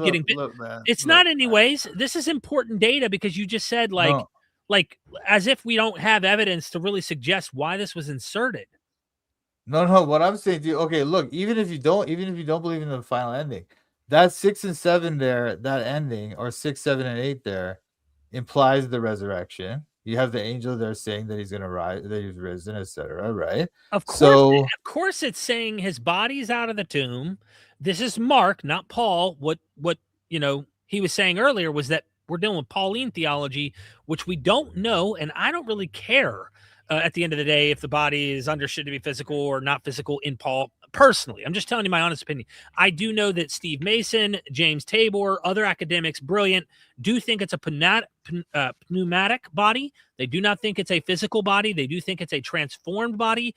And so much so that even James Tabor thinks that the corpse could have been there and they would have still believed he rose from the dead because it was pneumatic, not about the flesh. However, Mark does have a body missing from the tomb. And so, yes, it's implied that he has an apotheosis. He has been taken up. He has gone up in some way, shape, or form. The fact that his body's missing in the Gospel of Mark. We don't read this material and walk away going, yeah, I'm convinced of it. The same way I would read Apollonius or any other mythic claim. We were talking about earlier with Romulus ascending to heaven and an eyewitness who swears that they were actually visited by Romulus after he had gone up to heaven. I'm not moved by it. I get why Christians believe, but I feel like that you're doing apologetics for your belief. Not. Well, I mean, you always say that. You always try to like mind read me, dude. Well, I think it's important to make the point though, because you didn't. No, why is that important? I'm not mind reading. I'm not trying to mind read you. I'm just saying your evidence is not the strong. Okay, let me still man you then. Let me ask you then. Did you become a Christian because you just sat down and actually went, you know what? The empirical evidence seems to suggest this. You didn't have an emotional experience in confirming your belief in Jesus? Well, actually, my journey to Christianity was fairly logical. It was based on a logical assessment. You just of studied the Bible and that no experience. No, I didn't study the Bible. What I did was I was studying science and why I don't believe science. I understand science certainly contradicts the Bible as it is right now, but yeah, because the earth's not I would say that, for example, when we look at metaphysics and the origin of everything, or the reason why there is a universe at all, the science has nothing to say, and that a necessary being seems to explain it better than science. And so, but the Bible, excuse me, can I just? But the science does contradict the Bible on the shape of the earth, correct? Of course, yeah, of course. That's not the point, though. No, well, the Bible doesn't really say the Earth is flat either. It doesn't. Really it does. It does. No, it doesn't. So you're gonna go to the. Anyway, the Bible doesn't make. Anyway, that's ridiculous. We keep moving. They're changing the subject. I'm not. Look, I was trying to respond to your question. I was trying to respond to your question, and this guy keeps interrupting me. Yeah, well, right? I'm interrupting too, and you're interrupting too. We're all interrupting, but here's we're all the deal. Interrupting, but look, I'm reading your mind. You're claiming he's interrupting, but you're interrupting too. Come on. So everybody's guilty. Everybody's guilty. Now let's get somewhere with this. Why should me and Dalton become Christians? Yeah, Why? because I'm trying to say, like, what you're trying to do when I'm trying to point out this like body of evidence, you're nitpicking, right? You have Instead of to. just no, no, it's not. No, we It's an can nitpick. extremely high claim you want us to buy, and also buy into the idea that there is a hell, there is a heaven. We have to base our whole life No, on no. this system that you believe in. That's a high standard. That if I said to you today, Toronto, I want you to believe this, and you go, well, what's the evidence? And I go, but before I give you the evidence, here's what you're going to have to do. You need to live your life like this. You need to change this kind of behavior. You need to this in order to be this person, right? It's going to change all these things about your life. It's going to be a life-altering worldview I'm about to give you. You better have some damn good evidence to convince me that I really need to change what I believe, who I am, and how I behave and what I do. It needs to be really, really good, in my opinion, for me to be persuaded. Does that make sense? Uh-huh. Yeah, there is good evidence though. This is what I'm saying to you. But you're like, I don't know, like the way you attack the evidence for the resurrection, right? You find out like these things. Like contradictions? No, you don't. No, not contradictions. You don't find contradictions. I You do claim find to find them, but contradictions. you- No. we do find What contradictions. And contradictions? again, What when, contradictions? and Again. again, we've already gone down the road of contradictions. And again, when it comes Go to, ahead, for Dalton. example, Paul, and when it comes to Paul in 1 Corinthians 15, we don't know anything about the nature of Jesus's appearance to people. As far as you and I know, it could just as well be that 500 Christians were sitting in a room praying and fasting, and they felt Jesus's presence with them, and thus Jesus appeared to them. You don't know anything about the 500. You don't know their names. You don't know when this happened. You don't know where this happened. You don't know in what manner Jesus appeared to them. All you have is this phrase that could be interpreted as simply the same way you would interpret like a Pentecostal movement where Jesus appears to people. No, I don't think you're right about that. Like, for example, in the Jewish world, that would have been very unusual to see some kind of resurrection claim. And then also, like, they thought of the resurrection as the end of time, you know? They didn't think of it as this Well, they thing that thought would it was happen to the Messiah. they thought it was the end of time. The Christians of the No, first come on. century Now you're just saying, no, dude, no, thought we're they not were talking living. about. They Dude, thought they we're thought not they were talking- living in the Dude, you're last days. completely changing Toronto, the subject. Toronto, no, Toronto, no, I'm not. I'm not. This is No, ridiculous. Toronto, This is ridiculous. You, I'm not. you saying- I'm literally not just saying- said end of time, Toronto, and then Dalton's trying to talk, and you're cutting Yeah. him off. No, because Yeah. he's trying to say, look, Here, they didn't Toronto. look. The What's he people trying to before they say? saw him. Look, before they saw him, he's trying to say that early Christians believed that they were living at the end of They time. did. However, They did. before the resurrection, they weren't Christians. They thought their Messiah died. They wouldn't They have still believed. thought that Jewish people. Why would they in the believe that? first Why would they century- believe that? Because believe- Toronto, listen. What a joke. Jewish people What? in the first century CE thought they were living in the last No, they days. didn't. They were No, they expect. didn't. Yes, No, they they did. didn't. That They they That wasn't like absolutely a did. general Why? belief. That was like a widespread belief. Toronto. Prove that. Prove Did that. Jewish Prove that's a wise- that was a Toronto, widespread belief. Toronto. I'm Prove that. going to try to do it if you'd stop talking. Okay. Did Jewish people in the first century CE were they expecting the coming of the Messiah in their days? Some? Sure, some. So, Okay. like the Pharisees, for example, they believed the Some. Messiah was coming Not in all the of last them. Not all days. of them. Not all of them. Not all of them. What not all the of them. Essenes, when we take a look at even from the Gospel's The own Essenes, perspective, thought they didn't know when it was gonna happen, dude. They didn't think it was gonna happen. the Essenes thought The the Essenes teacher of didn't know. They righteousness. didn't all think They it was thought. gonna happen in their Okay, lifetime. Toronto. I whatever. got to get Yeah, my point out, If you Toronto. can't let Jesus him, man, Christ. he's gonna have to mute you. We don't want to have to do that, Toronto. We got to be able to. You got to let him get his point, and we can't interrupt, or it's no Okay. fun. And the viewers are complaining too, or the people in the comments are saying, "Hey, man, one point at a time. Let's allow this because look, we want to do this in the future too. This ain't the last time we're gonna have conversations." Sure, Go ahead, sure, Dalton. sure. So what we see is that there are Jewish people in the first century. It doesn't matter how many, as long as there are Jews in the first century that believe in the last days. Early Christians, prior to becoming Christian, could have just belonged to that kind of sect of Judaism. Even from the Gospels, they're expecting the Messiah to come. They see John the Baptist and they ask, "Are you the Messiah?" They're expecting a Messiah to come. Judas the Galilean, people thought maybe he was the Messiah. That's why he did what he did. So Jesus, Okay. his followers think he's the Messiah. The Messiah is supposed to come the last days. That's why even the author of the book of Hebrews says, in these last days, he has spoken to us through his son. So yes, they thought that the resurrection, that Jesus was just the first fruits of the resurrection, and the resurrection was in the last days, which they thought they were living in.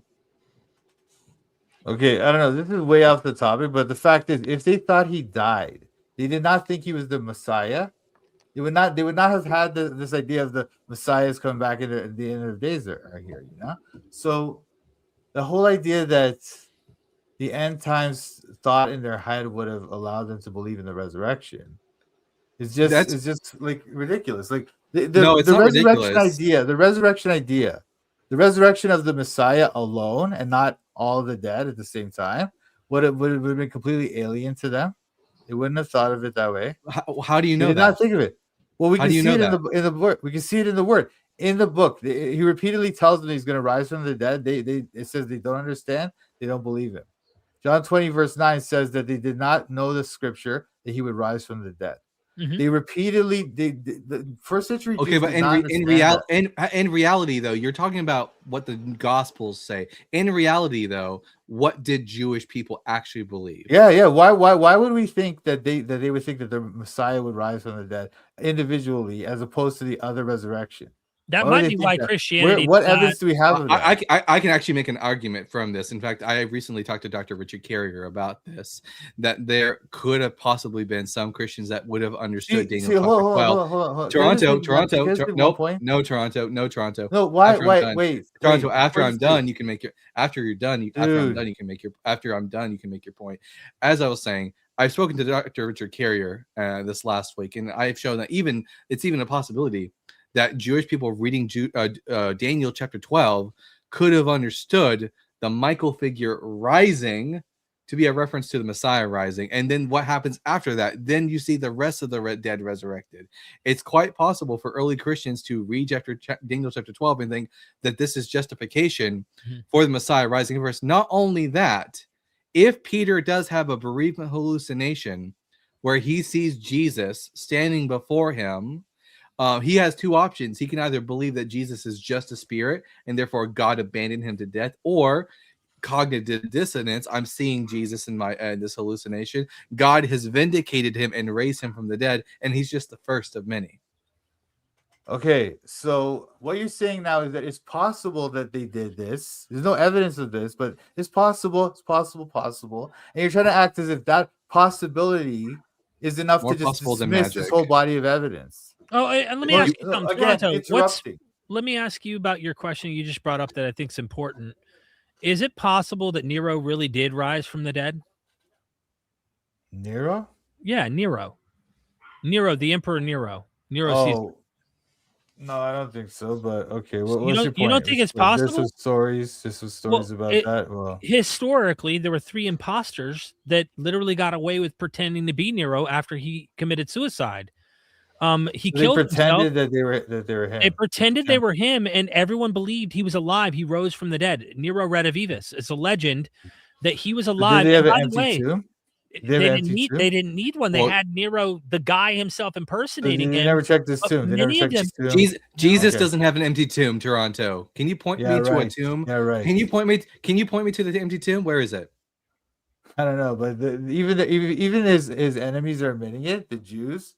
And No, others no. at the Where are his enemies admitting there's an empty tomb? Show me a Jewish source that says that there was an empty tomb. Celsus, the Jews in the Talmud, they say. Where in the Talmud? I don't know, when they talk about how he rose as a sorcerer or something. They don't deny the resurrection. They don't deny that. No, there's a- they don't mention the resurrection at all in the Talmud. All they say about Jesus Well, possibly in Matthew, is that he was a sorcerer that led Israel astray, and that he was stoned to death and then hung up on a tree on the Passover. That's it. They don't say anything about empty tomb in the Talmud. Real quick, Mindwise, thank you for the super chat. As I they think talk about- Sagan, peace be upon him, Sure. said, extraordinary claims require extraordinary evidence. D&D, what a knockout combo. P.S. Dinner was good, I take. Fantastic, Mindwise. Thank you so much for helping out. The wife had an amazing birthday, and we appreciate the support. Thank you. Okay, he says extraordinary claims require extraordinary evidence. Well, in the evidence we have from ancient world events in the ancient world, there's nothing more extraordinary than the New Testament documents. Well, by that's why I far. brought up Nero. Because I wanted Yeah, it's not even comparable. Who's ever heard of that? We never even heard of that. However, with What do you Jesus, mean? Well, Everyone's you heard of haven't it. heard Toronto. You You haven't didn't heard know of it. yeah, you two who spend your whole lives trying to disprove the Bible, you've heard of it. I No one actually else has. let me make a point here to disprove the Bible. you know, you might have a fair assessment to some extent that I have gone out of my way to try to test the validity of a world religion that once had its claws in my brain and in my life, and how I was supposed to view myself as this wretch whose righteousness is like filthy rags with a God who might cook me for all Look, eternity dude, and stuff. don't look, That's a dude, huge don't- fucking that's no, not- that's a look, huge that- fucking thing to claim on it's someone. not- it's not- And then it's not and what if it's someone's about. going to research that and find out that it's loaded with legend, it's got contradictions which you deny. It's got problems. I don't it- think. it- Yeah, you did not I know you agree. deny them, but I'm making the point that when you discover that, you kind of want to know if this is true. You don't want to just come on to channels Okay. and just try to justify the thing you already believe. Like, I've changed my mind, Toronto. I was a full-blown absolute mythicist, okay? And I'm not knocking people who think that Jesus may not have existed, but I have changed my mind because I thought, you know what? I am, at this moment in my journey, more persuaded there was a guy than there wasn't. So in my mind, I'm Oh, like, this guy's look, like, he I doesn't want to hurt go with the Nero. evidence. I want to go where the evidence seems to point. Yeah. I'm not doing this to be facetious, but yeah, this commenter has a good point. Examusic's right. If you don't know about the Nero Redivivus myth, you won't know what you're reading in the Apocalypse of John. No, There's no, a no. lot in there. Wait. First of all, no. That's a wild claim too. This is what I'm saying to you, Derek. You're But you taking don't this thing about Nero and trying to say that that's how we should understand the Gospel of No, John. I'm not. That's No. wild. Gospel of John. Okay. I mean the resurrection. No, I mean, I'm talking about Revelation. the Apocalypse of John. Yeah. There are with the beast, literally the beast himself. Yeah. No, I get that. I get that whole argument. But that what you're He saying didn't now, even like, know about Nero though. The Nero no. You're going from the idea that he rose from the dead. I know who Nero was. You're saying Yeah, the but idea that he supposedly had these people who witnessed his risen body. All right, so that happened. Now you're saying that we need to use that to Nero analyze Redivivus was Revelation. so intense. This was such a serious claim in the ancient world that the empire itself was concerned that he literally was alive. People in the empire thought Okay, he was where that's the interesting. Parthians, their enemies, started to believe that Nero really was alive. He came back and that he was going to lead the Parthian Empire to destroy the Roman Empire. This was something that people believed. Now, we come to find out that's there were interesting. fraudsters pretending to be Nero. And the reason I brought this up, and I was hoping you would have known about it, but you don't really know much about it, I'd request you look into it more, because people can claim things all the time. People could say they believe in things all the time. It doesn't mean they did, is all I'm saying. This is my point. This is my point, Derek. People did used to talk about other people rising from the dead all the time in the ancient world. And even people that were healers, people that were the sons of the god Apollonius, right? Apollonius of Tyre, right? But the thing is, Diana. the only or whatever he's from, but the people, nobody like has heard of those people except for people like us who know about the history. Who know about Toronto, that you're period. so average- what the Hold on, popularity of the myth makes it more likely to be true. Wait, dude, could you please hold on a sec? Just hold on a sec.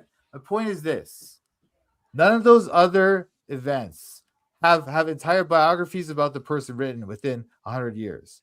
None of those other events have Plutarch, like these. Hold on a sec. Life Plutarch of the what? Caesars. What? Plutarch? Yeah. Where's his Life of the Caesars? Written like 200 years later. And also, first of all, Hold on. a sec. Plutarch lived at the end of the 1st century. What do you Oh, mean? is that right? Yeah. It's not 200 years. And if Oh, you're trying to right, bring right. up the Apollonius of Tyana's Well, biography, was even by- that. Look at that. Let's look at Plutarch and the Caesars. Uh-huh. Okay, Plutarch writes it 100 years or whatever after Caesar. Okay, he writes about them. beginning of right? beginning of the 2nd century, like around the 110s, Plutarch. But writes. no, what I was Yeah. saying. Well, we're talking about people who supposedly rose from the dead, and that their writings. What and about that people those who events ascended to became heaven? Famous. Yeah. Yeah, I know, but this is what I'm saying. The average person's never heard of those people, but Jesus, everyone's heard of. Why does Again, that this is- happen? And also, hold on Toronto, a sec. Hold on a sec. the just the Toronto. fact This is that- just because wait. Christianity has spread throughout the whole world because of Yeah, those. Because why, though? of Constantine. Why? Because of Constantine. Well, yeah, but why does Constantine take up this religion? This is the thing. You're saying all these It things. was useful. Like, it's just naturally It was happened. useful. It was useful. Yeah, for him. again, that's it. Yeah. That's your claim, and that's So, another debatable claim. so his mom was also See- a Christian too, just so you know, like his mom was. So There's plenty Yeah, of I know. I know. common sense arguments to make why Constantine. And by the way, there's a debate even No, whether or not he was dude. really solely devoted to Christianity. He may have still worshipped Sol Invictus and Christianity at the same time. Yeah, my point is though that religion of these Jews from this backwater of the Roman Empire Uh-huh. takes over the empire. Right. Not just- what not about just- what about and these the fact Arabs that- the fact in that the back? Constantine- What about these Arabs in the backwater of Mecca who, take over the world within a century? Yeah. Like And again, they're using the Christian mythos. They're basing it the on Christians that. are using the Jewish, and the Jewish are using the Mesopotamian mythos. I No, mean, but the Jews were like nothing. That's the thing. They were like this and small little neither group were the there. Canaanites, but the But Canaanites Christians borrowed from. Christians. No, wait, no. That's a whole other argument, dude. No, that's a fact. Literally, Yahweh. No, dude, come on, Yeah. man. Now you're just Isaiah not- 27. Have you read the ball cycle? look. I don't think it's borrowing. I think what they're doing is they're kind of like responding. Borrowing to- and reworking it is borrowing. I don't know. No, that's not the same thing, man. They're kind of like trying to polemicize against the Right, you can't do that it's without pagan. using that prior work. You can't polemicize the material. Yeah, but that's not. It's not all. Yeah, but also, They're dude, it's not dependent upon all. Yeah, but dependent. Like no, like imagine like the whole book of Isaiah. You're trying to say this one little section means that the book is dependent on the Canaanite religion. Oh no, there's lots Your- of the reasons religion- to So believe much. that. No, there's, like there's, dude, no. there's lots Same. of there's lots. You Here, guys don't understand how weak your arguments are. Like okay, I'm gonna mute you 'cause Toronto. What I'm the getting hell? so tired of the over talking. Come on. So there are tons of reasons for us to believe that the Israelites were just another group of Canaanites. So far, all we've got in this conversation is you believe in the resurrection because of the Gospels. Now we have good reasons to think that the Gospels are mythic in nature. They when they contradict each other on they came to agree on what day Jesus was crucified on. Then you have Paul's testimony. All that Paul says is that people appeared to him. Nothing about an empty tomb. They don't even it doesn't even corroborate with what the Gospels say. Is this really the best you have? And also the popularity of Christianity. Do you think that this is the best you have for why we should become Christians? Oh, sorry. let me ask you guys this: what would convince you guys that you're wrong about all your claims about the NT? Different evidence than what we have right now. Different evidence. What does that? What does that mean? Derek? Like What does I that would mean? like It's not our better job to evidence. figure out. It's not our job to do your homework. It's your job to figure No. out. how You to should figure it have out. some kind of falsifiability. I do. No, I do. don't. I have something I would What like do to you say. mean? What do you mean you don't? let- What a joke. Let me Go ahead, let me go ahead, let go ahead. Dalton may have been wanting to say something that wasn't necessarily the conclusion you're probably about to draw. Here's the deal. I read the Gospels. If a son asks his father for some bread, will he give him a stone? Right? When you pray and ask Abba, Father in heaven, and you're asking for him to really do something, and it doesn't happen, and he's silent, you might ask, is he there? Okay, basic stuff like that. And when you read the stories of him countlessly involving himself in the natural world, not in the invisible outside space and time place that Christians have made him hide, because he's not here for us to see, test, observe, and actually experience in that way. You can experience them if you want inside in religious experience context. But he has actively, according to the revelation of these texts, inserted himself into human history in ways that he could easily do right now to falsify me and Dalton, and we would be forced to change our minds about this. And when we go, well, why doesn't he do that? Just all he'd have to do is do that. And you go, well, that's the mind of God. God has different plans. You don't want it to be true, whatever excuse it might be. And it's like, dude, there have been many situations in the Bible where non-believers are present, people who are not the believer of the God of Israel. The God of Israel has stepped in and done things. And it's really easy to change my mind. Like right now, something could happen right here behind the pool in my mother-in-law's house right now. She could be right here, right now on camera. And guess what? Man. I promise you, I would out-Christian you any day of the week if this shit was real and it happened and there was some way that it happened. I'd be like, no, Toronto, we got to make this serious, okay? I know. I'll tell you this. Thing. I'll tell you this, Can I Toronto. just respond Here's what. to- Here's an example of what you could do that would absolutely convince me of the veracity of Christianity. If you could have 50 individuals who documented have an illness, like it's medical documentation proving that they have an illness, and if you had a Christian who was able to pray for all of them and they were all healed. Like on the spot, they were healed. Yeah, well, one that's- after the that- after that- after the that other doesn't after prove the other. Christianity. It doesn't prove That would no. That Christianity would doesn't if even they were, claim. Christianity doesn't even claim that that's a thing that could happen. The Bible doesn't say that. Did Jesus not prayers do will that? be granted. Did Jesus? Actually, is Jesus different. did say that. Jesus Jesus is did say different. that. No, he actually. did. No, he Jesus doesn't said say- these. he's Actually, talking to Jesus his said these disciples. works that I He's talking do, to his you will do. disciples. You will do He's greater talking to works his than disciples. these. He was talking to the 11. Are you Wait, not a it disciple ends- of Jesus? It ends He's at the clearly 11. talking to his 11. Huh? It ends at the 11.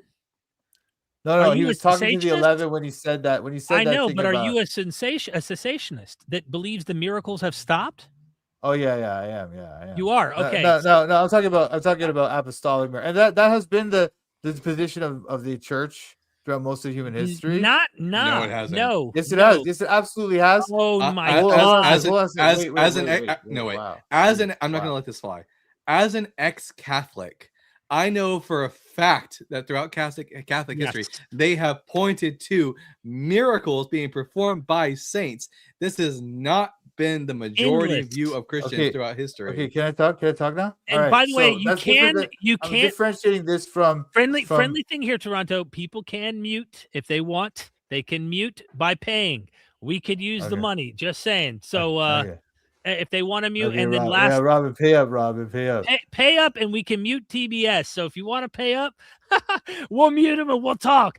But Valena, thank you so much for the super chat as well. By stat, if so many people saw him, it's not halluc, and I think they mean hallucination. Just be clear to Valina, no one is making the claim that the 500 simultaneously all hallucinated Jesus. All that's required to meet the requirement of 1 Corinthians 15 verse 6 is for 500 Christians to be gathered together and to simply feel his presence, as the Greek word ophthe has a large semantic range that includes not just visual sight but an inward perception as well. Yeah, Anyway. again, that doesn't really explain 1 Corinthians 15 because doesn't explain why people like James and Paul would even see the risen Jesus. Like why they're skeptics, right? They're not religious.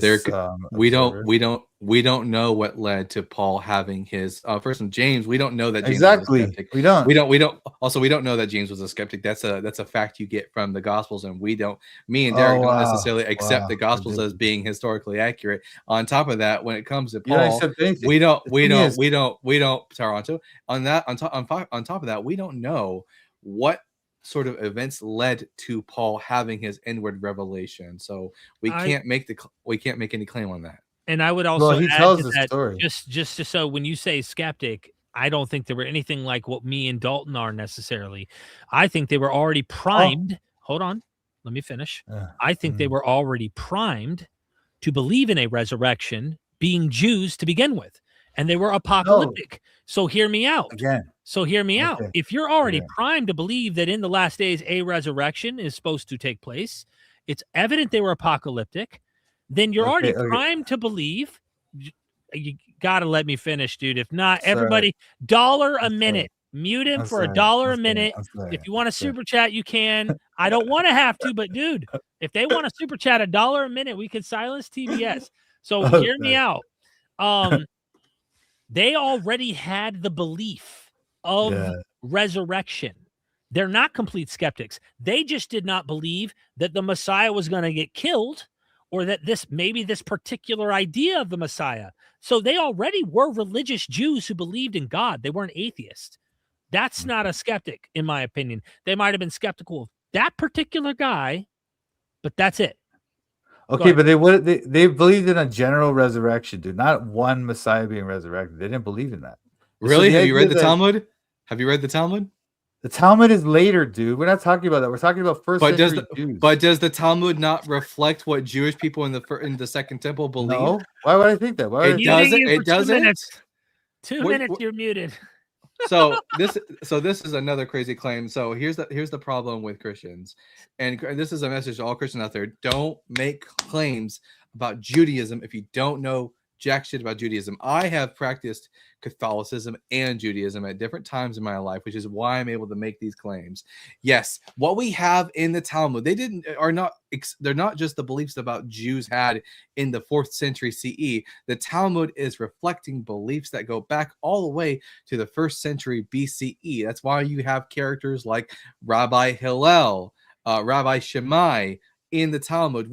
Rabbi Hillel and Rabbi Shammai, they weren't 4th century individuals. They existed in the 1st century CE. The Talmud talks about netilat yadayim, the washing of the hands. That's literally in the Gospels. They talk about the washing of the hands. So yes, the Talmud does reflect what Jewish people in the Second Temple did believe about Messiahs and resurrection. So when we have, for example, in the Talmud, the Mashiach ben Yosef, who is a Messiah individual who is resurrected as an individual, that's something that's already present.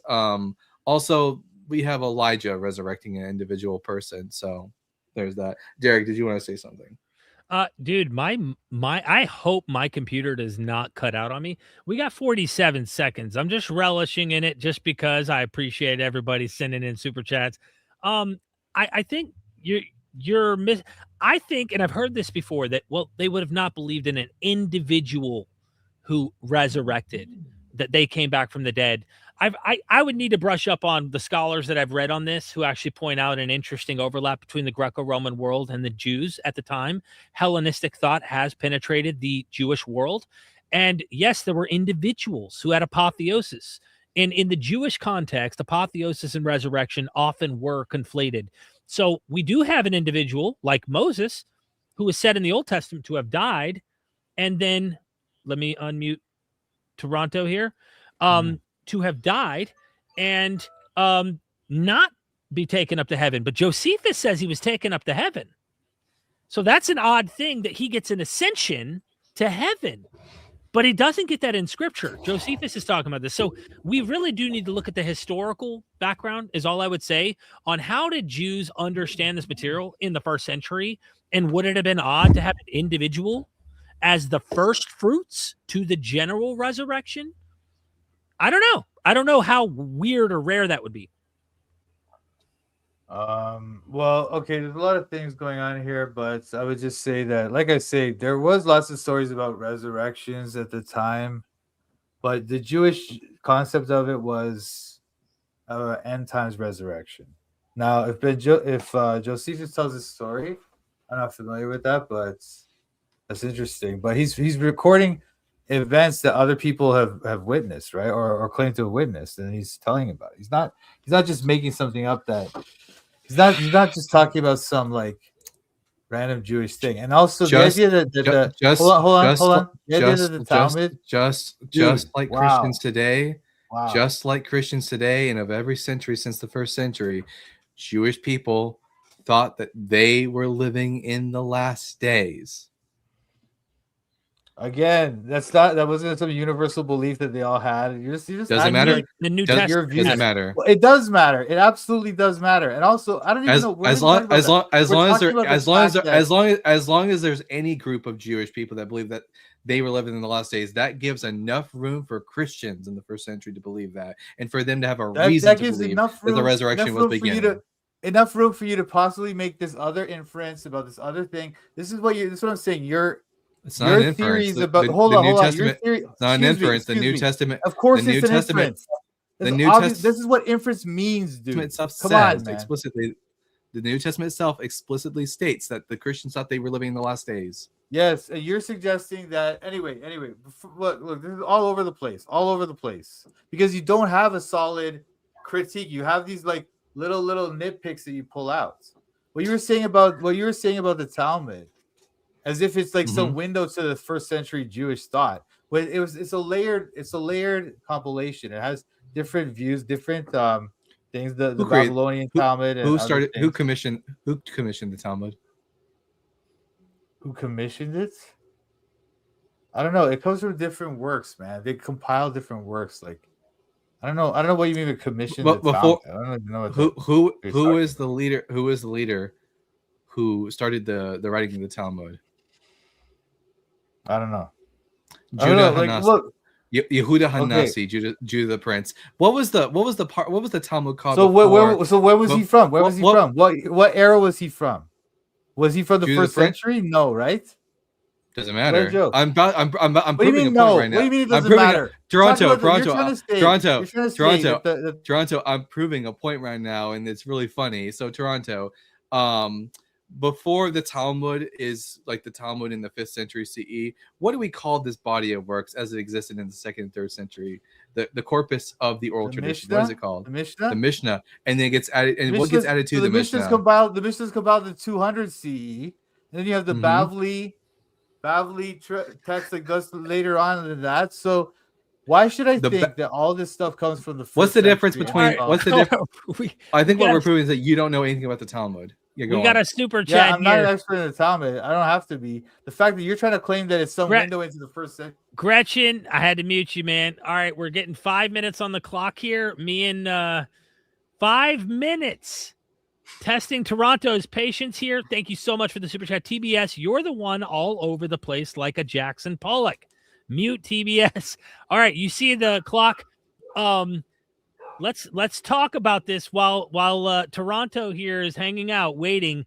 What like I don't know what to say about this. It sounds like to me, and once we unmute, maybe Toronto can answer this. Like he doesn't think the New Testament seems to be implying that they believe they were living in the end, like the end times. Do you think that that's what's happening, Dalton? Well, when we look at the book of the Hebrews, the author of Hebrews obviously thinks he's living in the last days. He says in Hebrews chapter 1, he says, long ago, God spoke to our ancestors in many and various ways by the prophets, but in these last days, he has spoken to us by a son. The author of the book of Hebrews believes that they are living in a new sort of, if you will, to use Christian slang, dispensation, a new era, a new epoch, because the Messiah ushers in the Messianic age. This is also another Jewish belief. The book of Revelation talks about the things which must shortly come to pass, including Jesus' return. Paul seems to believe that Jesus is returning in his lifetime. He says, those of us who are alive and remain, talking about Jesus' return. It's quite obvious. And also Jesus, the authors of the Gospel of Matthew even put into the mouth of Jesus, having him say that he will return before this generation has passed away. It's quite obvious that we have Jews in the 1st century CE who thought they were living in the last days, and therefore, and also quite clearly from reading the New Testament, that Christians believed that they were living in the last age, and they've thought they've living in the last days ever since then. Every generation thinks that they're living in the last days. By the way, I can see the chat from Toronto's live stream. This is a shameless plug for you, Toronto, for being muted. I'll at least mention you have a YouTube channel. It's Toronto Bible Study.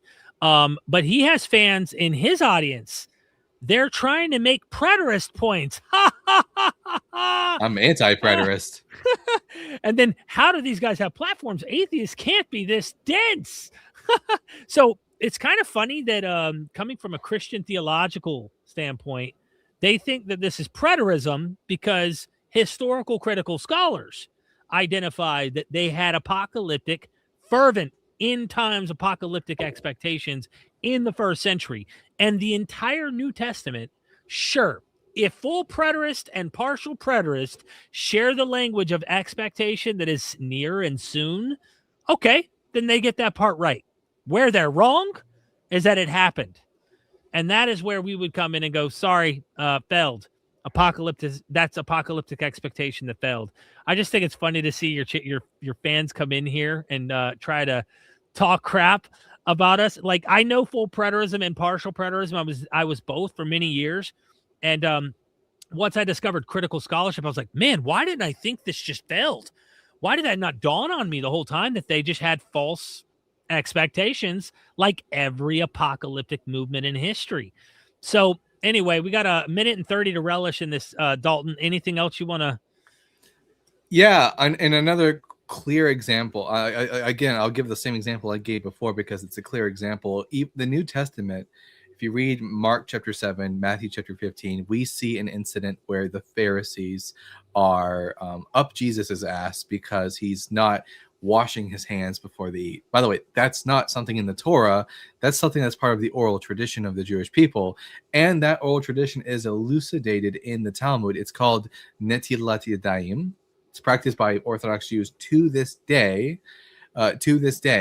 So yes, the Talmud does give us a track on what first century Jews would have believed, because the Talmud isn't like we're coming up with traditions and we're writing them down. The whole purpose of the Talmud is because we the Jews are now in the diaspora. We have been keeping these traditions orally all this time, but now we need to write them down because we're in diaspora. That's the whole purpose of the writing of the Mishnah, and later the addition of the Gemara, whether the Babylonian Gemara or the Jerusalem Gemara. The whole purpose for the writing of the Talmud in the first place was because this has been an oral tradition that we have kept. The New Testament attests to the existence of this oral tradition, calling it the tradition of the elders, and the Talmud is just finally writing down the discourse.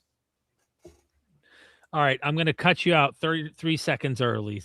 There you go. Okay. So anyway, Thank you well, for the the super idea chat. that the idea that the Talmud is some window into first century thinking is just completely ridiculous. Okay, you'd have to make some other further evidentiary claims beyond that. All right, because the fact is the Talmud is made up of the Mishnah and the Bavli texts. Bavli is not finalized until 600 Bavli? CE. What do you think Bavli is a reference to? What do you think Bavli is a reference to, Toronto? I don't know. Isn't it all those like different debates they were having? So after the Mishnah is composed, you get you have groups of Jewish people in Palestine who have further commentary on the Mishnah, and then on top of that you have Jews in the region of Babylon who have further commentary on the Mishnah. The Jewish commentary on the Mishnah that's in Palestine is called the Jerusalem Gemara, and the Gemara as it exists in Babylon is called the Babylonian or the Bavli Gemara. When added together, it gives you two different Talmuds: the Jerusalem Talmud and the Talmud Bavli. The only difference between these two is not in the Mishnah. The Mishnah is the same. The difference is in the Gemara, or I guess the plural here, Gemarot. The Gemarot would be that one is from Palestine, one is from Babylon. But my question to you, whenever it's time for you to become unmuted, is we have two figures that are mentioned in the Mishnah, and they are debating and doing discourse, and we have stories about them and their teachings. Those two individuals are called Hillel and Shammai. My question for you, when you unmute yourself, when you get unmuted, is when do you think that Shammai and Hillel lived? Because we do have their stories, we do have their teachings. In fact, one of the teachings that's quite popular from Hillel is the teaching that you shall love the Lord your God with all your heart, mind, soul, and strength, and you shall love your neighbor as yourself. These two teachings summarize the Torah, and the rest is commentary. Go and do it. So the question will be, when do you think these two individuals, Hillel and Shammai, lived? And I'm not going to distract from that question. I'm just going to say there's 18 seconds. I want to say thank you to all you out there super chatting and muting TBS when he's spewing BS. Okay, once you start talking, I'm not going to interrupt you, TBS. But if you want to mute, you can. $1 a minute. Taco gave me this idea. Okay. Oh, you're unmuted. Damn it. Okay. I'm not gonna either, right? Okay. Go So ahead, Hillel is like, thank you, it's like Alan, for the super 110. chat, by the way. Hillel's like 100 years after 100 years CE Common Era, and Shammai would have been around then, or maybe around 50 to 60 years Common Era. So You No. before Jesus. Shammai would have been wait. So you're right. Shammai would have been slightly before the Common Era, but Hillel would have been after, at least 100 years or so. No, they were contemporary. Shammai and Hillel lived at the same time. They were competing schools of thought in Judaism, and they both lived before their schools are already established by the time you get to the Jesus era. So like if the Talmud is teaching, if the Talmud is giving us the teachings of Shammai and Hillel, and Shammai and Hillel were from the first century, conclusion, the Talmud gives us an eye into first century Jewish thought. No, but they're not. They can't really confirm that those quotes are accurate and everything. There's that even Jewish sources won't claim that those The are Holy Spirit inspired it. We'll perfectly just say that. accurate sources. Yeah, the same thing for the new See, gospel. you're just like, come on, man. Like, wait, are you trying to take this as a serious? You're trying to make some serious arguments about history, right? Your And problems when with I your point problems out with the the Talmud are the problem, same problems with hold the on. Gospels. When I point out the problems with your theory, you just ignore them or you laugh it off. Like, what are you doing? Well, no, by trying to that say same that- by that same metric, then we don't know what Jesus said. No, that's a separate debate, dude. We're not talking about what we're talking about is your claim that the Talmud provides some kind of window into first century thought. Therefore, we can just assume that they thought that they were living in the last days, and by that you mean that the resurrection was right around the corner. Which again, we don't need to think that. And your references to the New Testament were also weak too. Last days in the New Testament doesn't necessarily refer to the resurrection is Last right around the days? corner. When does the Last resurrection days take being- place? Well, who knows? They're probably talking about their kind of already not yet theology, you know. Does the resurrection And, not take place in the last days? Yeah, the last day doesn't mean it's happening tomorrow, though. That's what I'm saying to you. Yeah, it could happen It next could be week. 100 years, or it could be 100 years, or 1,000 years. Peter talks about how the That's 1,000 not years Peter. of the Lord is That's one not day. Then the term "last days" doesn't have any meaning He whatsoever. It's a talked about meaningless last phrase. days in Peter. He talked about Peter, and also The what second- I'm saying to you is The author wait, of Second That is Peter- Second the- Peter, dude, and you even just you talk for so many minutes. well, yeah. Can I I'm just- not, I just want to say that isn't actually Peter. Second Peter is not Peter. Oh, dude, That's come a on, man. pseudepigraph- See, that's Come again, on, that's your claim, Dude, that's your that's not just a like critical scholarly position. Many claim. Yeah, it's like not universally many academics, believed, though. Yeah, sure. I dude. agree, Even I agree. Eusebius questioned this, man. Like, I mean, this is I agree. this was not I like understand that. this is that's not a really disputed one. That's a pretty No, common It's answer. disputed. It's disputed. No, I'm evangelicals saying will dispute it. That is not commonly disputed. Like, you might have some super like conservative scholars, No. but It's like not super conservative, dude. There's a large minority of scholars that dispute large that, minority, Yes, it's a minority. I'm not saying it's a majority. a really big. What's small, funny? I'm not just suggesting. I'm not suggesting it's a majority. I'm not suggesting that. Of but course you it's have to not. understand the majority is largely a lot of secular authors too, right? That's I why- would But not- religious, I don't know if rel- that's the majority. religious scholars would also agree. Dr. Raymond Brown, for example, would agree that Second Peter was like second century, not by Peter. Yeah, I'm not saying all religious scholars agree with me either. What I'm saying though, there is this fairly sizable minority. Anyway, my point is, look, Thank you for my the point super is this. chat, Look, Belinda. this is what I'm saying to you. This is what I'm saying to you. Like, I give you guys some evidences of why you should believe the resurrection, and you're coming with these like inferences from these possibilities. It's possible they thought that it was the end times, and then if we can infer from that It's if not they thought it was the end possible. times, maybe they thought that Jesus was risen. Possible. and- It just The is the fact text- that they thought they lived in the end times. Yeah, the No, text it's over and possible. over, it is the last hour. If we want to discuss that, I talked about last days not meaning tomorrow. Toronto, The last I days have doesn't a mean- I have a principle when weighing these things. When you hear hoofbeats in the distance, think horses, not unicorns. My belief is just more parsimonious.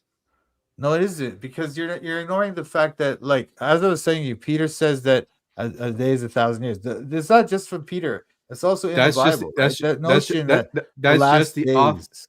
That's just the author of Second Peter coping with the fact that Jesus had not No. yet returned, even though No. it was the second century. Again, you're just saying that. The fact No, is, I'm not this- just saying this that. I'm just notion reporting is on in the scholarly Deuteronomy. consensus. Excuse me, hold on. This notion that the day to the Lord is 1,000 years is in Deuteronomy. It's in the Bible. That's a concept in Where? the Bible already. Where in It's in Deuteronomy? Deuteronomy, isn't it? I can't Where? remember now exactly. The author of Second Peter is quoting the Psalms, although quoting it incorrectly, where it Oh, is it says in that Psalms? 1,000 years is like yesterday to you. And again, these are the Psalms, which are what genre?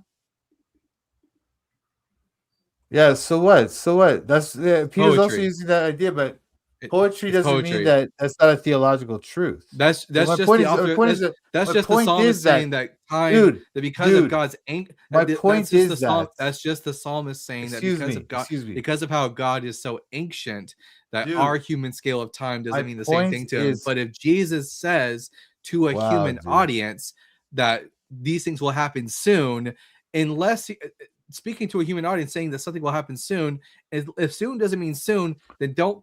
I think God would be smart enough to not use the No. word soon. Look, this is a theological truth that's in the Psalms. It's poetic, but it's a theological fact. For 1,000 years in thy sight, but are but as yesterday when it is past, and as a watch in the night. When it is past, 1,000 years is but a day to the Lord. So when That's they not- say the last days, excuse me, when they say the last days, it doesn't refer to necessarily this week. And also, as I was saying to you before, you talked about Jesus supposedly saying he's going to come in this generation. He's coming in Yeah. the clouds. Coming in the clouds is referring to him coming to earth. It's coming in the clouds, like in Daniel chapter 9, when he comes to the With the Ancient of glory, he Days. says that he will Or Daniel come with 7, the glory. sorry. He says that before this generation passes, the Son of Man will come in his glory with his angels to bring forth judgment. Yeah. What is that a reference to? That's a reference to a dual prophecy. What? Dual prophecy is There's the a greatest Christian. What It's is the great- happening? Dual prophecy is a thing in the Bible, man. It's clearly a it's thing in the not. Bible. It's not. Well, it's not. I mean, it's a way for Christians to cope with the fact that the Bible doesn't say what it really says. You know, dual prophecy is a way of getting around the fact that the Hebrew Bible doesn't prophesy Jesus. But for the Son of Man, dual prophecy is is clearly a thing in the Bible. Clearly, yes, I know it's a thing in Christian theology to cope. it's a with thing in the Old problems of the Testament. Bible. Jews knew about it. Matthew, no. Matthew chapter 16, verse 27. For the Son of Man is again, stop making claims about what Jewish people know. For the Son of Man is to come with his angels in the glory of his Father, Jewish people do and talk they will about and they will repay everyone for what has been done. What is that a reference to?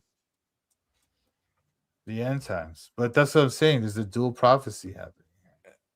No, it's not. Jesus is just saying that he is going to return and repay judgment against all of the. No, all of, you're just ignoring my argument. You're just like denying it based on nothing. no, you Based need to on give no me a good. reason. You need to give me a good reason to believe that there's dual prophecy. here. I did. There's dual prophecy in the Bible, even in the OT. I don't- Jews knew about it. Give me a good reason to think that dual prophecy is a valid mechanism for reading the Bible. Yeah, because for example, the day of the Lord concept appears in the Bible all the time. But even Jews understood that it's also referring to this end times concept. And even Second Temple Jews would often talk about how like their idea of receiving the land back and stuff was really an end times concept, right? So the concept Where's of the dual? Where's the prophecy- dual? Where's the dual nature though? All I'm getting from that is that in the Hebrew Bible, it talks about the last days where the Jewish people will be gathered in, but there's nothing dual about that. No, because they'll say the day of the Lord, and it's referring to this historical thing, but it's also referring to this end times thing at the same time. That's what I'm talking No, about. it's simply referring to the judgment of God in the future. That's it. No. They often use the day of the Lord to refer to judgments in their time period. For example, like in I'm trying to think of a time. Maybe, or even look at Isaiah 61, where it talks about how there's About gonna how be the judgments, about right? how the prophet, the author of the Trito Isaiah, brings about like freedom to those who are in captivity. That's just about and that then time period. Jesus, no, it's about Jesus as well. And also the thing is, Jesus also closes the book. It's not about Jesus. That's just what the author of It the absolutely is Gospel about of Luke. Jesus. That's just the author, the claim of the author of the Gospel of Luke. Whenever I see first person pronouns in use, that means that it is the author referring to themselves. No, not necessarily. Like look at Yes, Isaiah yes, 49. That's not the author referring to himself. What a joke. It is. What are you It talking is. Isaiah It is. 49. Isaiah 49:6 is the author referring to himself. What an Let's take a absolute look at it. joke. Well, here, let's take a Isaiah look. 49:6. Isaiah 49. Isaiah What an 49. absolute joke. Listen to me, O coastlands. Pay attention, you peoples from far away. The Lord called me before I was born. This is the prophet talking. Yeah. While I was in my mother's womb, he named me. He made my mouth like a sharp sword. In the shadow of his hand, he hid me. He made me a polished arrow. In the quiver, he hid me away. He said to me, "You are my servant Israel, in whom I will be glorified." But Why is he calling the prophet Israel? Why is he calling the prophet Israel? Why? Well, the prophet's Jewish, no? No, he's not Israel though. What are you talking about, dude? And Is also, is look at is the 49:6. is the prophet is the Why is prophet he- not a is the member? prophet a- Is the pro is the a light to the prophet Gentiles? is the The prophet prophet? a light Yes, to the yes, Gentiles? yes, No, he isn't. yes. That's No, he that's isn't. the job. No, he's not. Toronto. He's That's the job absolutely of not. here. You can just say "nuh" all you want. I'm going to mute you and going to give an answer. You can just say "nuh" all you want, but the job of the Jewish people, and maybe you would know this if you did more Bible study. Exodus chapter 19, verse 6. The job of the Jewish people is to be a kingdom of priests and a holy nation. Why are they called the kingdom of priests? What is the job of a priest, Toronto? The prophet is not doing that job. The prophet Answer my is talking question. to the people. Answer my question. When it says in Exodus chapter 19, I'm going to hold your feet to the fire in this. I'm not going to let you go. When it says in the book of Exodus that the Jewish people are a kingdom of priests and a holy nation, what does that mean? What is the job of a priest? Yeah, they're supposed to go out and tell everyone. That's the point is though, they didn't do that job. That's why he's picking. Are you making a claim that Hold on a sec. a unit? Can I please answer the question? Are you Dude, making the you refuse to let me.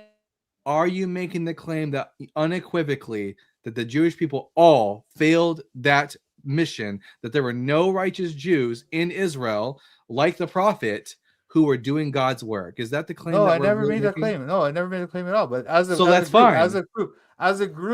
people group, they failed. That's why he's going to the Messiah. That's why Isaiah 49:6 That's is why he about goes the Messiah. It's not about the It's Messiah, about it's his about the prophet. No, it's about the servant. It's about the servant. Okay, the Yes, servant. or yeah, the servant is Israel. No, the servant is not the Messiah. The servant is not Israel. I agree. The because servant is he's- not the Messiah. The servant is not. No, I didn't say that. The servant is not Israel because you can see in 49:6 that he's being told to restore Israel. The servant and is being told Toronto, to restore Israel. Toronto. Surely, reading the New Testament, even reading the New Testament, like Romans chapter 9, you're familiar with the concept of the righteous remnant. No. Yeah. Okay, like for example, Elijah. Elijah's a member of the righteous remnant. Elijah was afraid that he was alone in this. Yeah, but God dude, that's assured not referring to a righteous remnant, Toronto, dude. yeah. We later read. Here, let's break down the words. What is a remnant, Toronto? What is a remnant? Ridiculous, dude. This is ridiculous. What is a remnant? We read about the servant later. He's gonna. Here, maybe I need to meet you again so you can hear the question this time. What is a remnant? What does that word mean?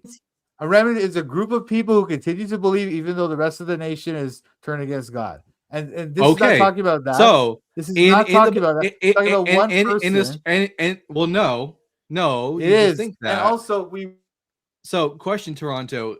During the Babylonian exile, was there a righteous remnant of Jews that continued to be faithful to God in the exile? Yes or no? Yes, of course. That's not the point. That's not what this is about. Was the prophet a member of what? Was the prophet a member?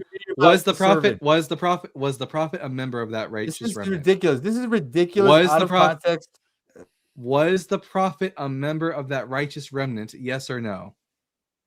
Yeah, the prophet was. That doesn't mean. Okay. We read about the servant later in 52 and 53. Yeah, we'll get to that. The servant is going to appear in the future. He's going to grow up.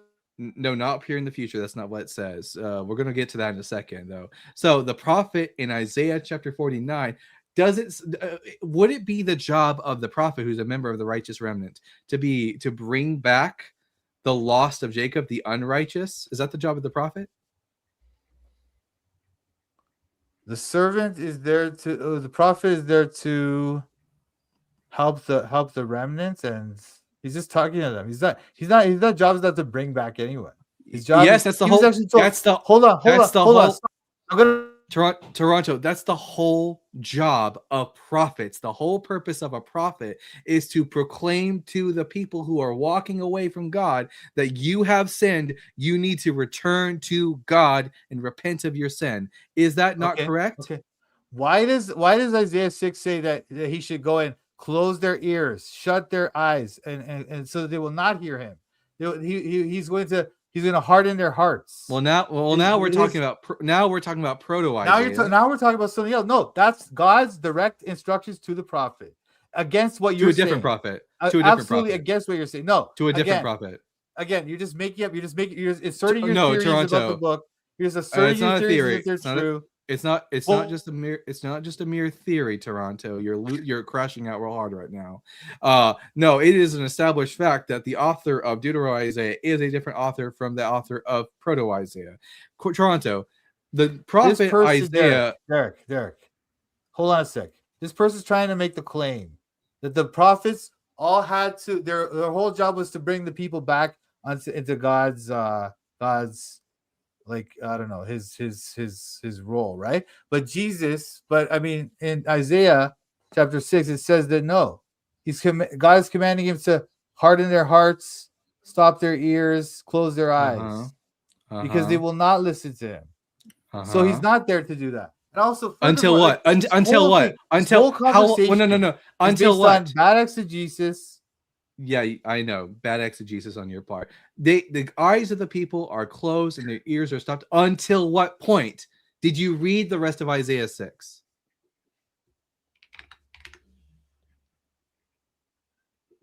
Oh, sorry. He's muted. Real quick, Alan, thank you for the super chat. Dalton, should it be servant or slave? So the cities be wasted without inhabitants. Eved houses without man. it's the slave of Yahweh. So Isaiah chapter 6 talks about how make the mind of the people dull and stop their ears until what? Because it tells you So a the cutoff cities be point. wasted without inhabitant, the houses without man, the land utterly desolate. My point is just that. When he's did not that there happen? to bring the people When back. did that back when in did line. that happen? When did that happen? It happens when it happens. But the point is, though, Wow. he's not there to. What an answer! The point What is. an answer! The point no, is. no, I'm not going to let you get off. I know you. You're a So slippery, can I you're a jump slippery in little here, Dalton, weasel. just to make this point? Because Yeah. you might hate me, some of you. I have a soft spot for Toronto, okay? As much as I think he does a lot of bullshitting, okay, part of TBS, I do enjoy having these exchanges. But I don't think Toronto's understanding what Dalton's trying to do is anchor these texts in their historical setting. This should not be that hard for you to wrap your mind around, Toronto, because you literally said when we brought up Matthew or the other text about him coming in judgment, and you went dual fulfillment.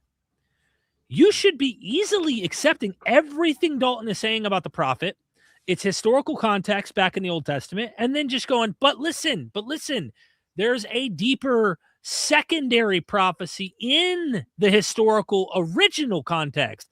You literally should have just pulled that card out. You never did. You're fighting something you shouldn't even be fighting, because you could have just pulled out the dual fulfillment card 5 minutes ago and not been muted once and just accepted the very thing, because what Dalton is saying is historically accurate with these texts. The problem is Dalton does not follow you to the New Testament, meaning we both will agree with you that the New Testament authors are trying to pull from those texts, but we do not believe they're real fulfillments of that material. And so I hope that makes better sense and gives you something to work on, Toronto. No, well, what he was saying that I was saying the dual fulfillment thing about 61, and he was trying to argue against it, right? But now with this one, what he's saying is something else. He's saying that he's suggesting that anchoring it back. He's anchoring it back here. Okay, you're trying to make it only one fulfillment, and you're trying to make it Jesus. No. Well, no. Well, let me just make this clear for you. 61 is a dual fulfillment. I agree. That's my view. He thinks that's incorrect.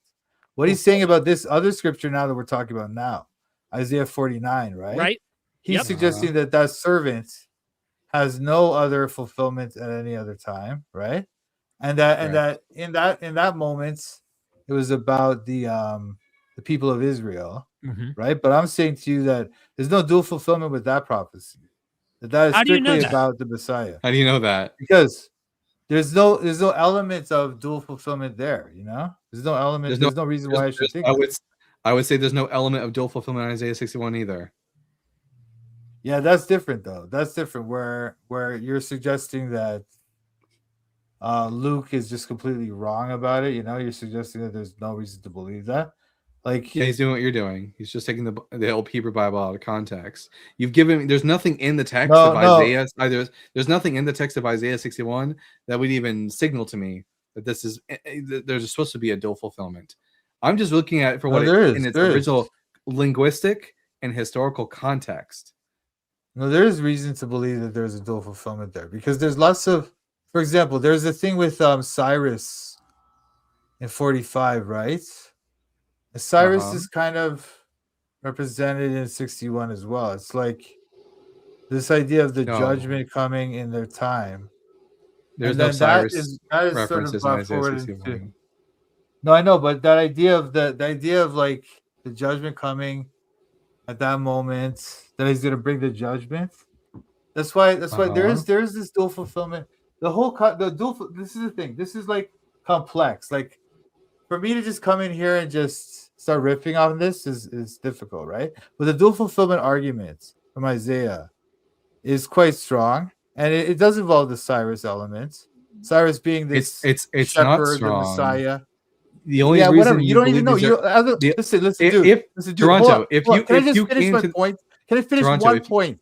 if One you point. came Wow. if you came to this text without the starting of the New Testament, you would not think that there was any dual fulfillment nature in these works.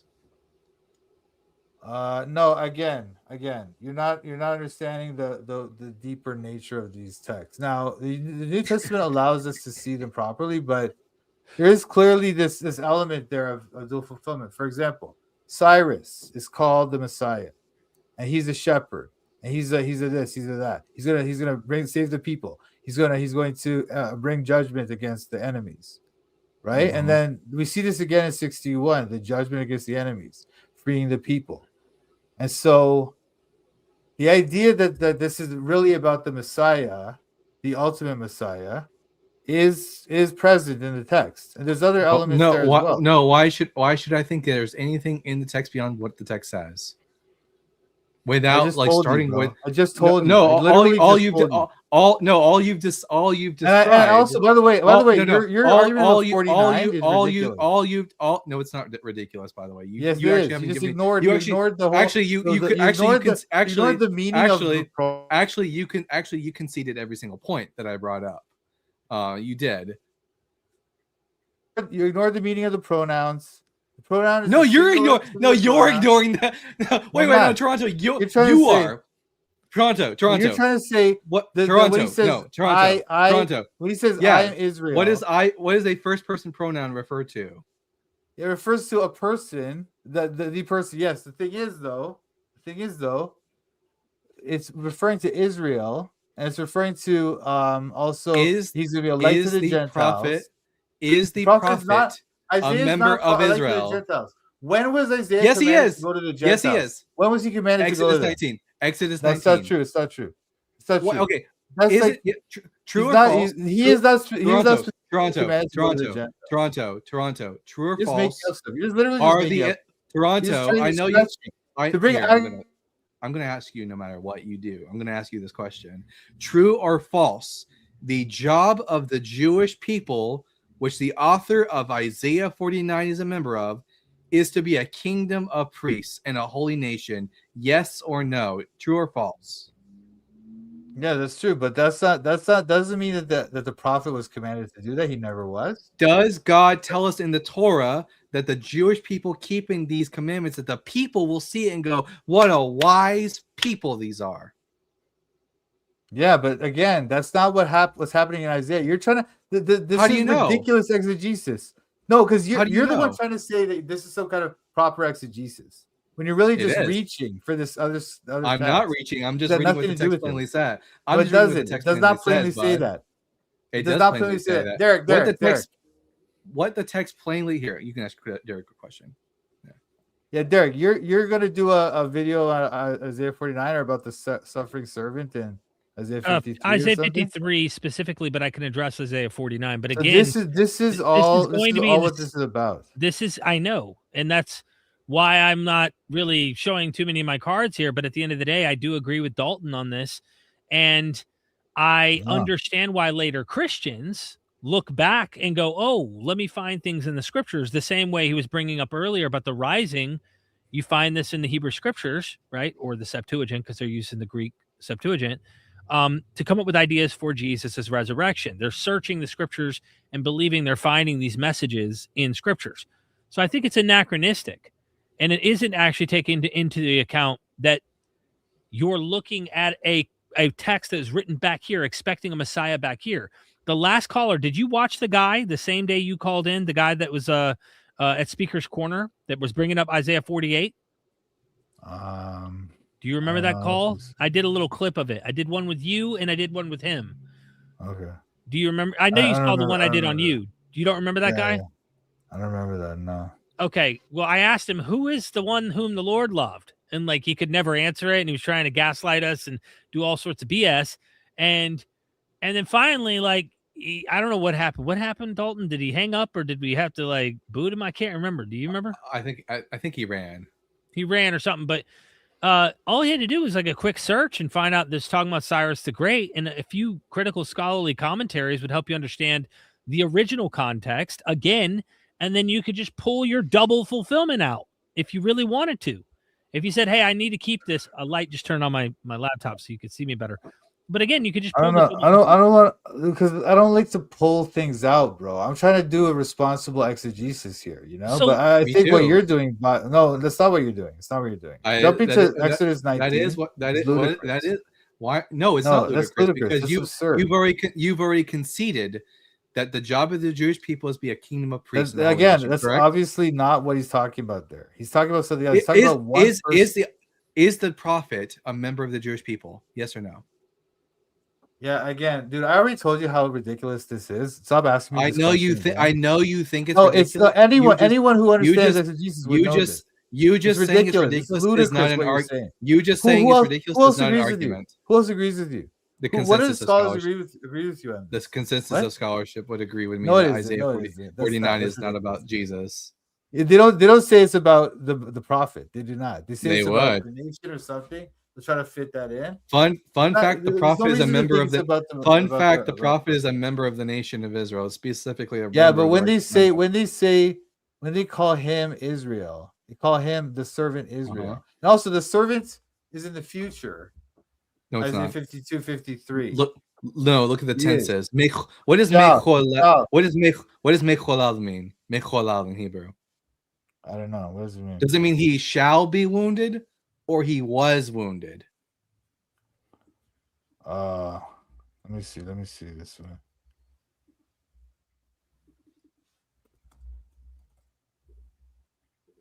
He shall grow up. Well, you know, the thing is, like, sometimes the prophecies have this kind of play with the tenses, right? But they do see he shall grow up before him as a tender Whoa! plant. What translation are you looking at right now? King James. That King might be the James. problem. Yeah, for he grew up. He grew up like a young plant. Oh yeah, The well, Hebrew- still, that's just because he grew no, up. no. It That's just, already no. happened. That's also a known fact in Hebrew prophecy that they do that. They play. It's not a known fact. That's an It is apologetic. 100% a propaganda. known fact. No, can 100% a known fact. you So prove who is to me? who's Isaiah 53 about? Who's it about? It's the same. It's the righteous remnant of Israel. Same person, same group. Why would the righteous remnant? It's talking about a single person. Well, person. Actually- how many Remnant? times have the prophets spoke of Israel as an individual? The collective group of Israel is spoken as an individual. He marries her. She is his bride as an individual often, sometimes is identified as a male individually. But there are times where go read Hosea. I mean, literally. So when did this? So okay. So you're saying this happened in the past? Is that what you're saying? Yeah, Yes. the So then- suffering of the So when did this the occur? suffering When did this the occur? stuff When were they in the risen? Babylonian the rising, actually, if you read Ezekiel 37, tells you exactly what that's about. The rising is referring to the corporal raising of the nation. They were in exile in the land of the dead, Oh my and then God. that's why. Does Ezekiel not say that? Does Ezekiel not make that? What's the value? Have you heard of the No. value of dry bones? Yeah, of course, man. What was But the I value of don't dry think- bones all about? I think it's about the anti-resurrection, but yes, I do believe. Yes, I think you're right that there is a dual prophecy there again. But So even What then, does even the they- text even they actually knew. say? Hold on. It says that they're going to rise from that. They're going to the bones. That the bones will be having flesh again. They'll rise, right?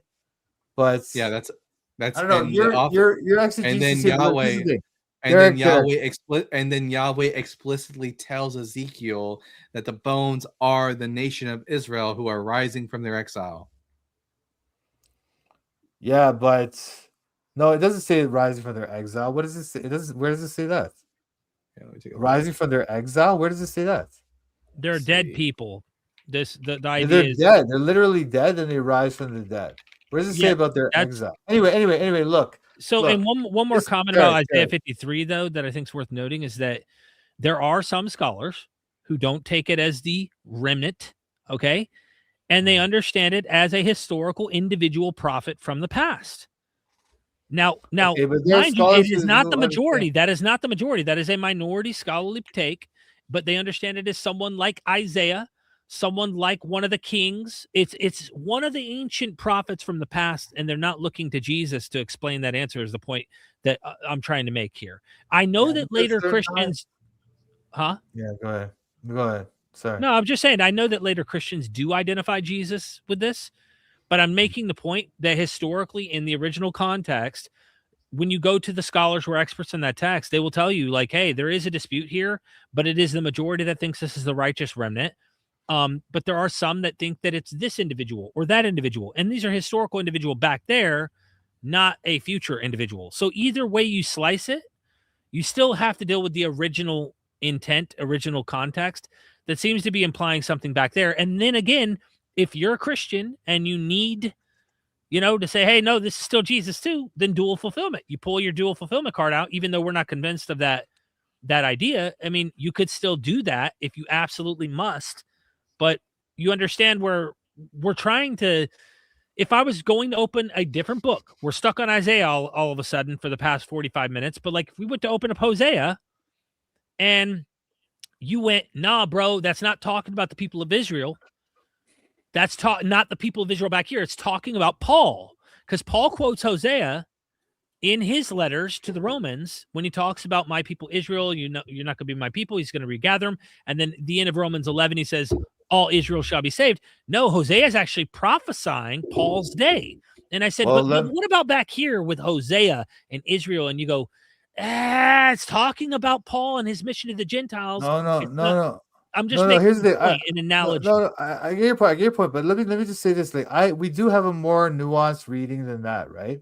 We understand that at the time they would have thought it was literally Israel, but by the Second Temple Judaism, they had already started, or some of them had already started to think of it as, wait a minute, this must be some kind of end times eschatological reunification of like God's people or something like that. That's what they started to already understand it that way. That's why when the Christian understanding of Hosea comes about with Paul's writing and other New Testament writings, it's not something out of the blue. It's something that had already been in Jewish culture at the time. But me and Dalton would still disagree with it either way, is all we're saying, because we do know we agree with you that Jews were doing this already. They were doing Pesher, they were Midrash. There was all sorts of interesting ways they were looking to their scriptures, and even this with the teacher of righteousness in the Qumran community. They were looking at him and using Isaiah 53 and other things like that. So we're not in disagreement with you on these elements, but we're trying to anchor your feet to the original context to first just accept what's in front of your eyes and understand why the original context is saying what it's saying back here. If you can't get with the collective idea, okay, you disagree with Dalton, go find the historical critical scholars who identify an individual back there. Then use the dual fulfillment card to go to Jesus like later Jews do. We're trying to anchor you into the historical original context, though. That's why we're pressing you on this. That's why I don't think that's fair. But the thing is you're ignoring the possibility of prophecy here, right? You said you don't think that's fair? I don't think it's good to try to come up with some kind of dual fulfillment thing with 49. Okay, then let me ask you this. Let's say you were convinced, hypothetically, you were convinced that Dalton was right. You found out, you know what? Actually, I do think there's a righteous remnant in Daniel. You see it. There's a righteous remnant that's preserved. You see it in Isaiah. You see it in all these places. And let's just say in Isaiah 49, you go, you know what? Damn it, Dalton, you got a point. All right. Would you then feel like you needed to look for Jesus? I mean, do you feel like if you found out that it was talking about the righteous remnant, what would you then believe? Let's say Dalton was right, hypothetically. Let's say he's right. Would you go, damn, okay, Dalton's right? Do you still need to put Jesus in the picture on that? Yeah, no, then I would think it's some kind of dual prophecy, I guess. But that's just like, why it's a would weird you do question that? to ask. Well, I know, but that's why I'm saying, why would you think it's a dual because the New fulfillment. Testament Okay. tells us this. you Okay, know? got Tells you. us that- Okay. that Isaiah 53. You know what I mean? I don't believe it, but I understand why you're doing that, and that's what I'm Mhm. wanting to show. That's all I'm wanting to Okay, do is have the but what honest. I'm trying to say is there's evidence even in the text, right? That I was trying to point out that Isaiah 49:3 talks about like the servant is Israel, an individual representing Israel. But then later he's said to be the one who has to save Israel or has to restore them. So it's like Mhm. you can see this one individual is being put into these two roles, right? So that's why I don't think it's the nation. Now he was saying that it's the prophet. I know, I get it. But why I don't think it's the prophet is because the Isaiah 52 and 53 shows us that there's this innocent person suffering for others. Why is Isaiah innocent? Isaiah 53 refers to the suffering servant as a they in the plural at one point in the text. At one point, not at all points. Most points he's an individual. And also it's like, well, wait a minute. He's innocent. Yeah. And they are not. So right? so is the righteous remnant. The righteous remnant are innocent. Yeah. No, they're not. They're not innocent. Yes, they are. Why would I think that? They haven't bent the knee to, they're like it's like the righteous remnant in Elijah's day. Were they guilty of idol worship? Yeah, but they're still not innocent. They still have transgressions. It's a known fact, right? He's somebody that doesn't matter to it. That doesn't matter to a Jewish audience. It doesn't matter if you've committed some sins in the past. As long as you're actively pursuing Yahweh, then you're considered righteous from the eyes of the Hebrew Bible. No. Not in that perfect way like this, like the servant. That's not a requirement from the Hebrew Bible. Hey, was I think it is. Was Job, like innocent, or was he guilty according to you? He's guilty, man. He's guilty. Why does the Bible call him blameless and upright? It does not say he's guilty at all. He's completely innocent. No. That's not true. And that's why God kind of reprimands him. Can you pull up Job 1:1? I know. I've seen. Yes, of course. It says he's perfect and righteous. Same with Zechariah. Zechariah that sounds like Christian theology of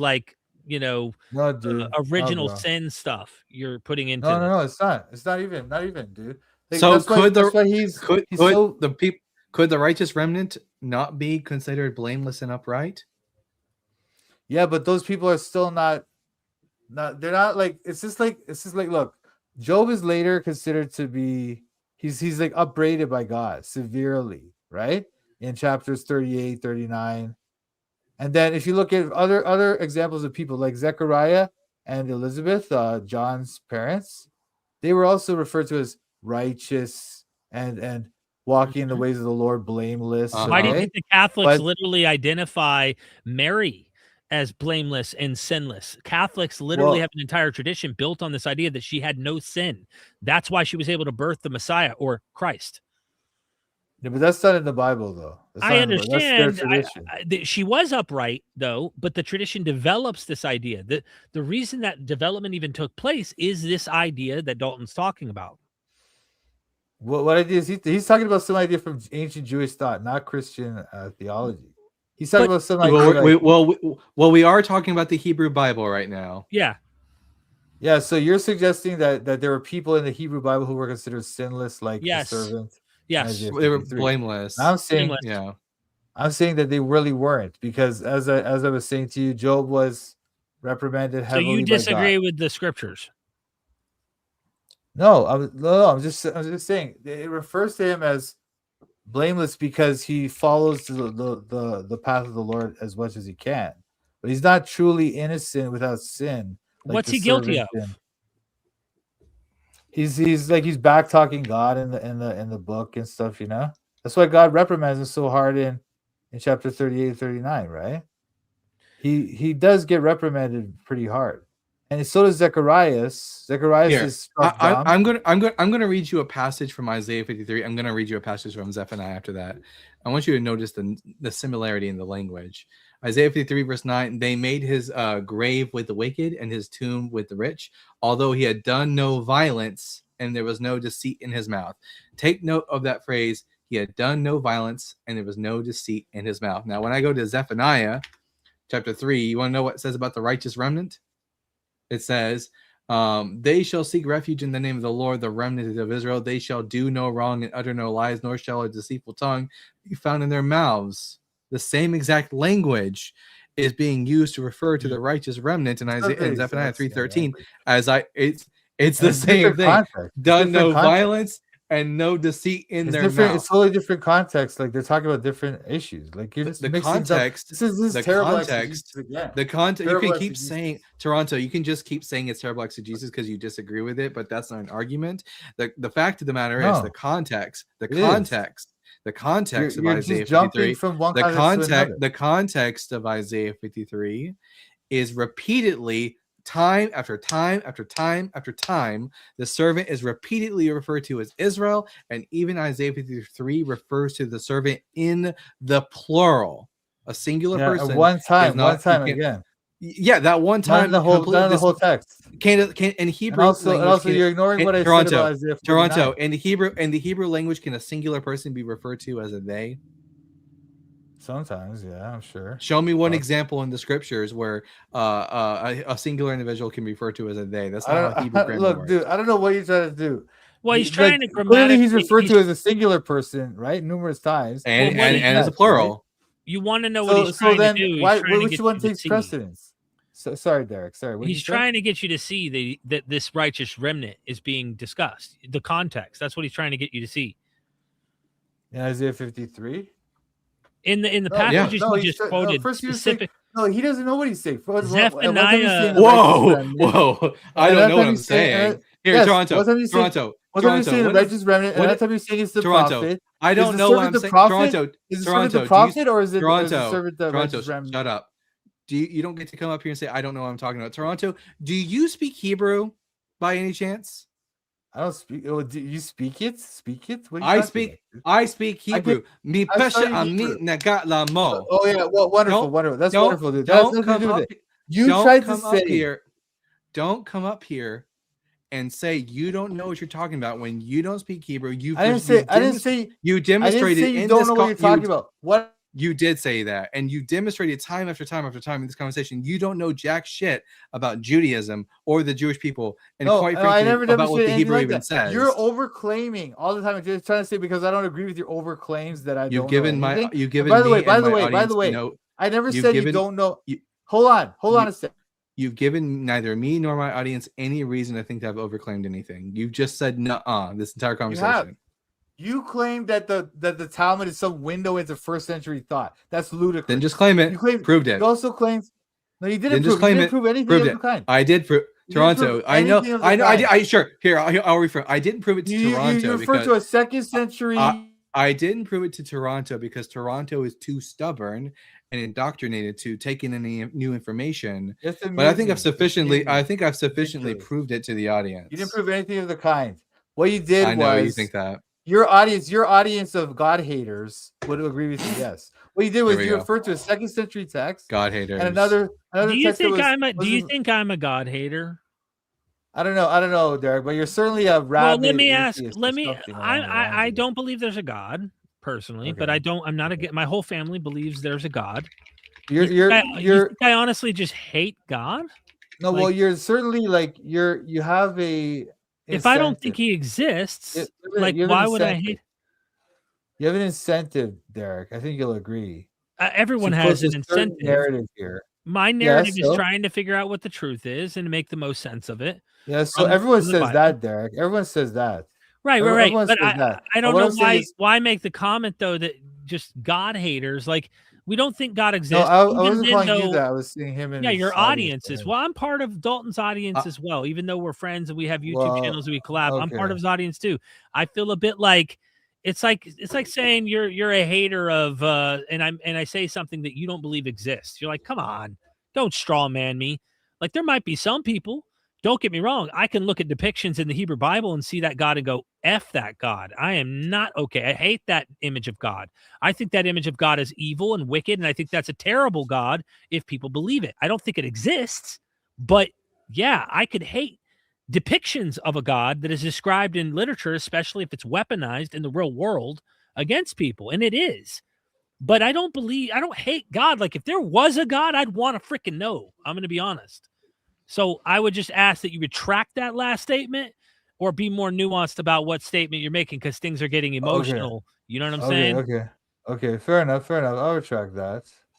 What I'm getting at though is the idea that Dalton thinks that his audience is convinced, therefore he proved it, is not true. Okay, he didn't prove it. He's referring to a second century. Excuse me. He's referring to a second century text. Excuse me. Is not a valid. I like to make my point. I like to make my point before you interrupt me. He always interrupts me because he can't let me make my point, because then he would show that he's wrong. He's referring to a second century text and a 6th century text to claim that they have some direct window into 1st century thought. Toronto, what was my? I want you to steelman my argument for why I think that the Talmud gives us because you were saying that they're quotes from Shemaiah and Hillel, therefore they're 1st century quotes, therefore this is a vision into 1st century thought. Again, we don't know that they quoted them accurately. We don't know anything about it. We don't know the Gospels quoted. We don't know the Gospels. Again, that's irrelevant to this argument. It's not irrelevant. Your argument was it's not irrelevant. Your argument. Your argument was you don't hold equal weights and measures. And quite honestly, I'm washing my hands of you at this point. I'm tired of it. Look, Fern Love Bond, thank you for the super chat. Says, what if each interruption is a reduction to TBS's volume by 10%? When he hits mute, he waits on mute until whoever was talking is done. Mute TBS. And then there's another super chat. Robin Webster said, I hate God and Easter Bunny equally.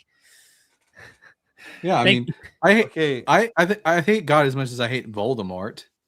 Look, I was making a point about how 2nd century and 6th century texts do not give you a window into the 1st century thought. And this person brings up the Gospels, how we don't believe the Gospel writers. It's irrelevant to my argument against your claim. Your claim was that these 6th century and 2nd century books can give us a window into 1st century thought because the quotes are accurate. When does the mission? You've already hold on a sec. You've already said you've already conceded that the Mishnah, which contains portions from Hillel and Shammai, are from the 2nd century, not the 6th century, the 2nd century. Yeah, and we don't know when those quotes are from, which of those quotes are accurate, how accurate they are. That's a known fact. And the fact that you don't believe the gospel quotes is irrelevant to this argument that I'm making against your claim about the Mishnah and the Talmud. Okay, so that's all I was saying. So bringing that up is irrelevant. That's what I said. It's not irrelevant. This is what you're doing. This is what you guys do. You guys are nitpickers. You're not trying to look at the big body of it. You're not trying to get. Yes, you don't. Yes, you don't like us. You don't. Excuse me. Interrupting again. Interrupting. Yes, I would hate it too if someone was critiquing my worldview on. But guess what? You have an extraordinary claim, and of course, we are going to nitpick and critique your viewpoint. I'm not just going to accept the bullshit you say without nitpicking it. Swearing, ridiculous. Now nitpick. I'm fine. We're both adults here. We can both swear. What you're doing is you're not allowing a fair and precise analysis. Because as I try to make my points, you interrupt me. You bring up irrelevant subjects. You change the topic. This is how these call-in shows work. This is how this type of argumentation works. But it's not a careful analysis of the evidence. It's switching topics all over the place. That's why we've gone from Isaiah to 1st century Jews to all this different ground we covered. Real quick, Alan, thank you so much for the super chat. TBS thinks the Hyksos spoke Hebrew. I never said that. This guy's just. I have a literal list of all the wrong things Kurt says. Here, it's a living document. I'll just give you the same energy you've been giving me, Toronto. And that's my argument. No, I never did that. You're just saying that. When I try to explain why 2nd century and 6th century books are not a window into the 1st century, I explain it with reasons and evidence. You say this guy didn't give us any. This guy didn't give us any reason. He's just being ridiculous. What? Yeah. Okay. I'm just doing anyway. it. That's not what you do. That's not what you do. You bring up like Exodus 19 which was pertinent. which was No, it pertinent. wasn't. It wasn't pertinent. It was. It Yes, was- it's the only reason it wouldn't be pertinent is if the author of Second Isaiah wasn't Jewish. No, because that's not what he's talking about. And then again, even there, you're trying to go from it's talking about the prophet to it's talking about it's talking about the nation. You don't know which one you're talking about. That's what I was Actually, saying. no. I never I said. no, wait, actually, wait, I I never said. actually, I never no, said, no, no, no, no. Actually, I I never do said know you which don't one know I'm what you're talking about. It's the righteous remnant. And guess what? Fun fact, Toronto. The author of Second Isaiah is a member of the righteous remnant. So I know exactly what I'm talking about. No, again, that's ridiculous because he's talking about a single person. He's not talking about a group. He's talking about a single person. Except for in Isaiah 53, where it is a group. in that one instance. Yeah, and you haven't. Yeah. That one instance destroys your whole argument. text. And the whole no, it doesn't because the whole text It is talking about a does. single individual. Why would the servant being referred to as a them? Because that does occur. That does occur in the New Testament. Or you see this, especially in prophecy, you see this kind of like looseness with grammatical rules, pronouns, etc. You see that quite a bit. That's not how grammar works. Not even. Yeah, in you the Bible. absolutely do see that in the prophets. You absolutely do. It's ludicrous to absolutely try to claim don't. anything else. You 100% do.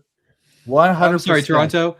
Between It's the absurd. two of us, Absurd who what you're here saying. knows how Hebrew actually works between the two of us? I don't know. I've taken 2 years of Hebrew in seminary, so I don't know why you think you're so expert. I don't think you're some super expert in Hebrew. I seem to know it better than you do, which is crazy. Yeah, okay. It The fact that sounds like you work wasted with your it money, more than bud. I do doesn't mean anything. I don't work with the Hebrew that much, but I understand the grammar. You really I should. understand, especially You in prophecy- don't understand the grammar. especially in prophecy, there Show me one valid instance when the plural they is being used to refer to a singular individual. I can't think of one off the top of my head, but that doesn't disprove my argument. Hold on. It does occur that you have this change of grammar, tense, number, and these type of grammatical issues are often switched around. I'm gonna try to look one up, but anyway. Look, my point is, what I came on here, my point was just to show you that there's good reasons to believe Jesus is the Son of God. And I wish we could have heard some of those. Wish we could have heard some of those tonight. You did. But what you did, instead of listening to my evidence, you kept interrupting me and cutting me off and bringing up irrelevant things, changing the topic. If you say 10 wrong things in a row, how am I supposed to remember everything? No, you don't even let me say say a few things. You start interrupting me immediately and just not even letting any kind of argument be set forth. I haven't been. That's obviously not true. The proper argument. This is too much 100%. meta. I don't think anyone cares for the meta, but Anyway, the pronoun they is used by a singular subject. And Dalton, stop interrupting him right now. I'm kidding. I'm trying to find the thing that he was asking for. But look, Did you find one? no, I'm trying to find one right now. I'm looking it up. Okay. But, We're not going to interrupt you. We're waiting for you to find that example real quick. Now, if you can't find an example, I'll be curious to see your reaction. okay. How's Well- everybody in the chat? I hope everybody's having a wonderful evening, maybe, depending No, on no. Wait, I was gonna say, Derek. Like, there's other things that are important to this discussion. Like, not just the resurrection, but also like, Did you find an example though, bro? um. Let's at least. Yeah. Well, okay. You do see this often. This case where they'll refer to like, the nation as a singular person. So, for example, yeah, that's acceptable in Hebrew. Yeah. It doesn't Hosea work in the reverse 4:17, though. 18. The point is the reverse. That's It what does. Dalton's trying to point out, that you do not find they being used for an individual in the Hebrew. You will find a collective group being called the singular, but you don't get the reverse, is the point. Now in English that might work. We've been using the singular they them since the 1300s, but Right. biblical Hebrew, you can refer to a collective as a he, but you never see, there are no examples in Hebrew Bible of a singular person being referred to as a they or a them. While you're looking, Gretchen Z Boots, thank you for the super chat. Apologists are funny. Their made-up God is the worst communicator in history, yet they somehow manage to be worse communicators than God. Gretchen's out here burning you, Toronto. You gonna let Gretchen do that to you? Dang. Thank you for the super chat, No, Gretchen. I want to see which verse from Isaiah 53 is it that they're referred to as? 53 verse 8, the last four words of Isaiah 53 verse 8 is mi pesha ami negat lamo, and lamo means they, means because of the transgressions. The people, the transgression of the people. Yeah, because of the transgressions of my people, they were afflicted. The one who's suffering and afflicted is a they. Hold on, no, wait.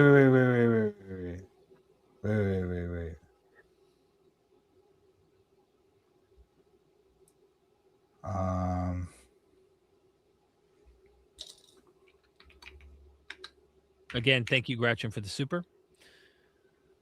Here, I can just show you the Hebrew. Let's see. Share it. Might as well share it. Yep. So, before we get to Isaiah 53 verse 8, I'm just going to make sure that you are going to be honest with us. So I'm going to show you some other verse examples. Psalm 2 verse 4 and Psalm 99 verse 7. Just to confirm. So Psalm Are you chapter sharing? 2. Yeah, I'm about to, yeah. Oh, okay. Psalm chapter 2 verse 4 says, Yoshev b'shemayim yitzchach, he who sits in heaven laughs. Adonai yilag lamo, the Lord derides them. You agree that this is what that says? Pardon me, sorry, I was looking at something else. Psalm 2:4 says, he who sits in heaven laughs, the Lord mocks them or derides them. You agree that that's what that means? Yeah, sure. And notice the last word used here. It's the word lamo. Lamed mim vav. We go to another example of this in action. Psalm 99 verse 7. But with the Isaiah thing, it's differently. Lamo could be used to refer to a kind of poetic. It's used in a poetic register. It is poetry, which is why it's also used in the Psalms. But it's poetry it serves the same purpose as lahem in Hebrew, which is to them. So it says here that about but you can also refer to a single person.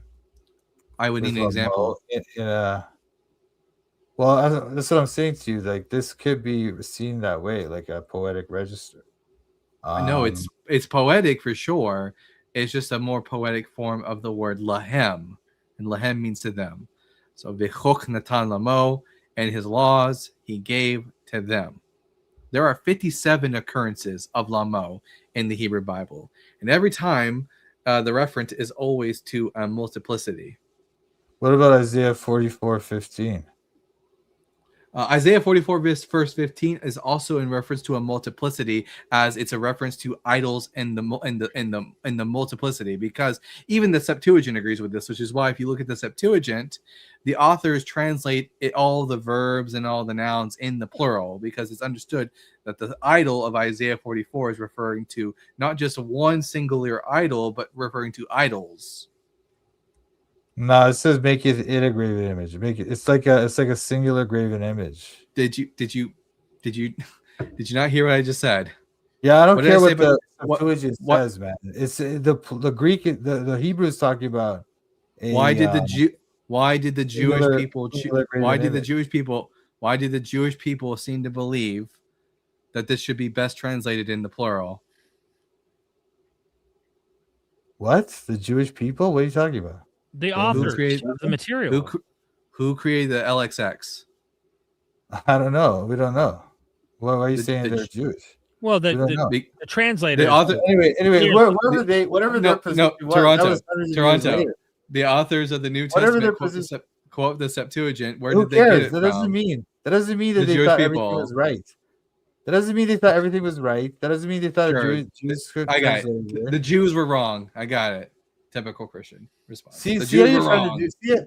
See how your argument went from this detailed and technical analysis of the Hebrew to You just said kinda mocking nah. me. That's all you mock- did. No, I didn't say nah. I said we don't know who translated the Septuagint, and we we know don't they have were we don't have to Jewish? think that just because the NT authors quoted in some places that they agree with it in all places, and then we don't know that they agree with it in 44:15 because they don't quote that. So you're taking these things that are irrelevant to the argument and bringing them Nope, in not because irrelevant. you're trying to mock me. You really just want it to be irrelevant, but the relevance is obvious. It's 100% irrelevant. What You just it's not. also, when I quote the you're trying LXX, to say which the was LXX written by is the Jewish authority people, on the- which is written by Jewish people, the Jewish people How do you know who it's written by translate the Jewish people? How do you know that? How do you know that? Because Who wrote it? because know Christians who didn't wrote it. exist yet. Because Christians didn't exist yet. So what? You don't know who wrote the LXX. You don't know who wrote. Oh wait, it, right? were You don't know the that. Romans? Did the Romans just decide to create a Greek translation of a Jewish book? Well, the story is that it came from the Greek, the Ptolemaic, right? So 70 Jews translated it. Yeah. In By the way, Alexandria. that's the story. Kurt That's the has a story. super chat. Thank you for the super chat. Is the LXX inspired? According No to more or TBS. oh yeah. I don't think so. No. I guarantee you, Alan's not asking you or me that. He's trying to say because he's trying to suggest that the NT quotes in certain. Well, why places. would he? Why would they use the scripture in Greek if they didn't think it Because they- was inspired? You probably think some parts of it are, not all of it. So the authors of the New Testament were quoting a pagan translation. No, they quoted the parts that they thought were good. They probably thought that parts were good, but they don't Quite know. literally, It's this not is an cherry authority. It's picking. not an authority on everything Hebrew. It's not an authority on everything. The passages they quote are good. The passages that they just happen to leave out, those we can just say those are all pagan. No, well, I'm just This is saying just you're a- not. You this is know, just you don't have. Post hoc. Well, you're trying to suggest. Excuse me. You're Yeah, trying man. to suggest that it is authoritative, and I'm saying that that's not authoritative. It's just. I'm saying opinion. it tells us that the Jewish people of before the Common Era, No, you don't. Again, the you don't know idols who did it. were in the. Yes, I'm not going to assume that. Okay, I'm not going to assume that it was made by like Romans or Egyptians. Like we know that it was made by Alexandrian Jews, unless you just want to like come up with a conspiracy theory about that. The Septuagint was made by Satan or by some pagans, and the No, I authors never of the said- New never Testament just said happened that. to What a just happened to ridiculous- pick yeah, a try to mock few me, of try to mock the position. good passages. All I'm saying is that they're not authoritative. It's not authoritative. All right. So you're trying And to there's claim it is. We have no reason to nothing believe is- it is. Nothing. The New Testament's not authoritative. There, I can just do the same thing. I mean, this is just like it's not. This is a big Again, nothing. it's not This is not this is equivalent. Not It's just equivalent. a big. You're It's just a suggesting- big. You're trying It's to make a just a big secular nothing translational burger. argument. You're trying to make a secular translational argument. We're not talking about the New Testament being authoritative. We're talking about So only your only the argument passages for the quoted by translation. the authors are only the passages quoted by the authors of the New Testament from the LXX. Those are inspired. Only those passages. No, even like look, I'm not even suggesting look. The authors of the New Testament quote the LXX in places where it's clearly different than the Hebrew. Okay. So I'm not Okay. suggesting that they thought that it was authoritative either. They're using it in a way like kind of like So Isaiah Midrash, 44 is not Jewish, but is Isaiah 53 from the LXX Jewish and authoritative? I don't know. But what I'm saying to you is this: Isaiah 44:15 is doesn't we don't have to consider Isaiah 44:15 to be Oh, for authoritative. fuck's sake! You guys What are are you doing? What are you talking about? What are you guys laughing I don't know what to do Wait. with you, Toronto. I wish I had some popcorn out here No, in this freaking You cold. guys are, weather. no, you're trying to make this claim that Isaiah 44:15 is somehow authoritatively like an expert on Hebrew or whatever. And I'm What? saying That to you that sentence doesn't clearly- even make sense. there are clearly errors in the. Isaiah 44 is not an expert on Hebrew. What does that even mean? You're trying to say that its translation is the Septuagint translation is authoritative, and I'm saying I'm to you saying that even the Jewish not. people agree that the idols of Isaiah 44 are a reference to a multiplicity of idols. so there's probably dispute among them as well. Like there's the whole fact that this particular translation Know it. says this, and also this is not the one we don't know. We don't like the Septuagints we have are from like the 4th century, 5th century. They're not from like, we don't know what is said in Christ's time. We don't know what is said before that. So if the Hebrew Bible disagrees with the Septuagint, then we should just throw out the Septuagint in favor of the No, I Hebrew. never said that. What are you talking about? What I'm saying, all I'm saying to you is this particular translation here in Isaiah 44:15 gives us an example of. Are you just going to pick and choose when the Septuagint is acceptable? Can I please make an argument here before you interrupt me? I'm saying that Isaiah 40:15 is an example. You guys were asking me for an example. I gave you one.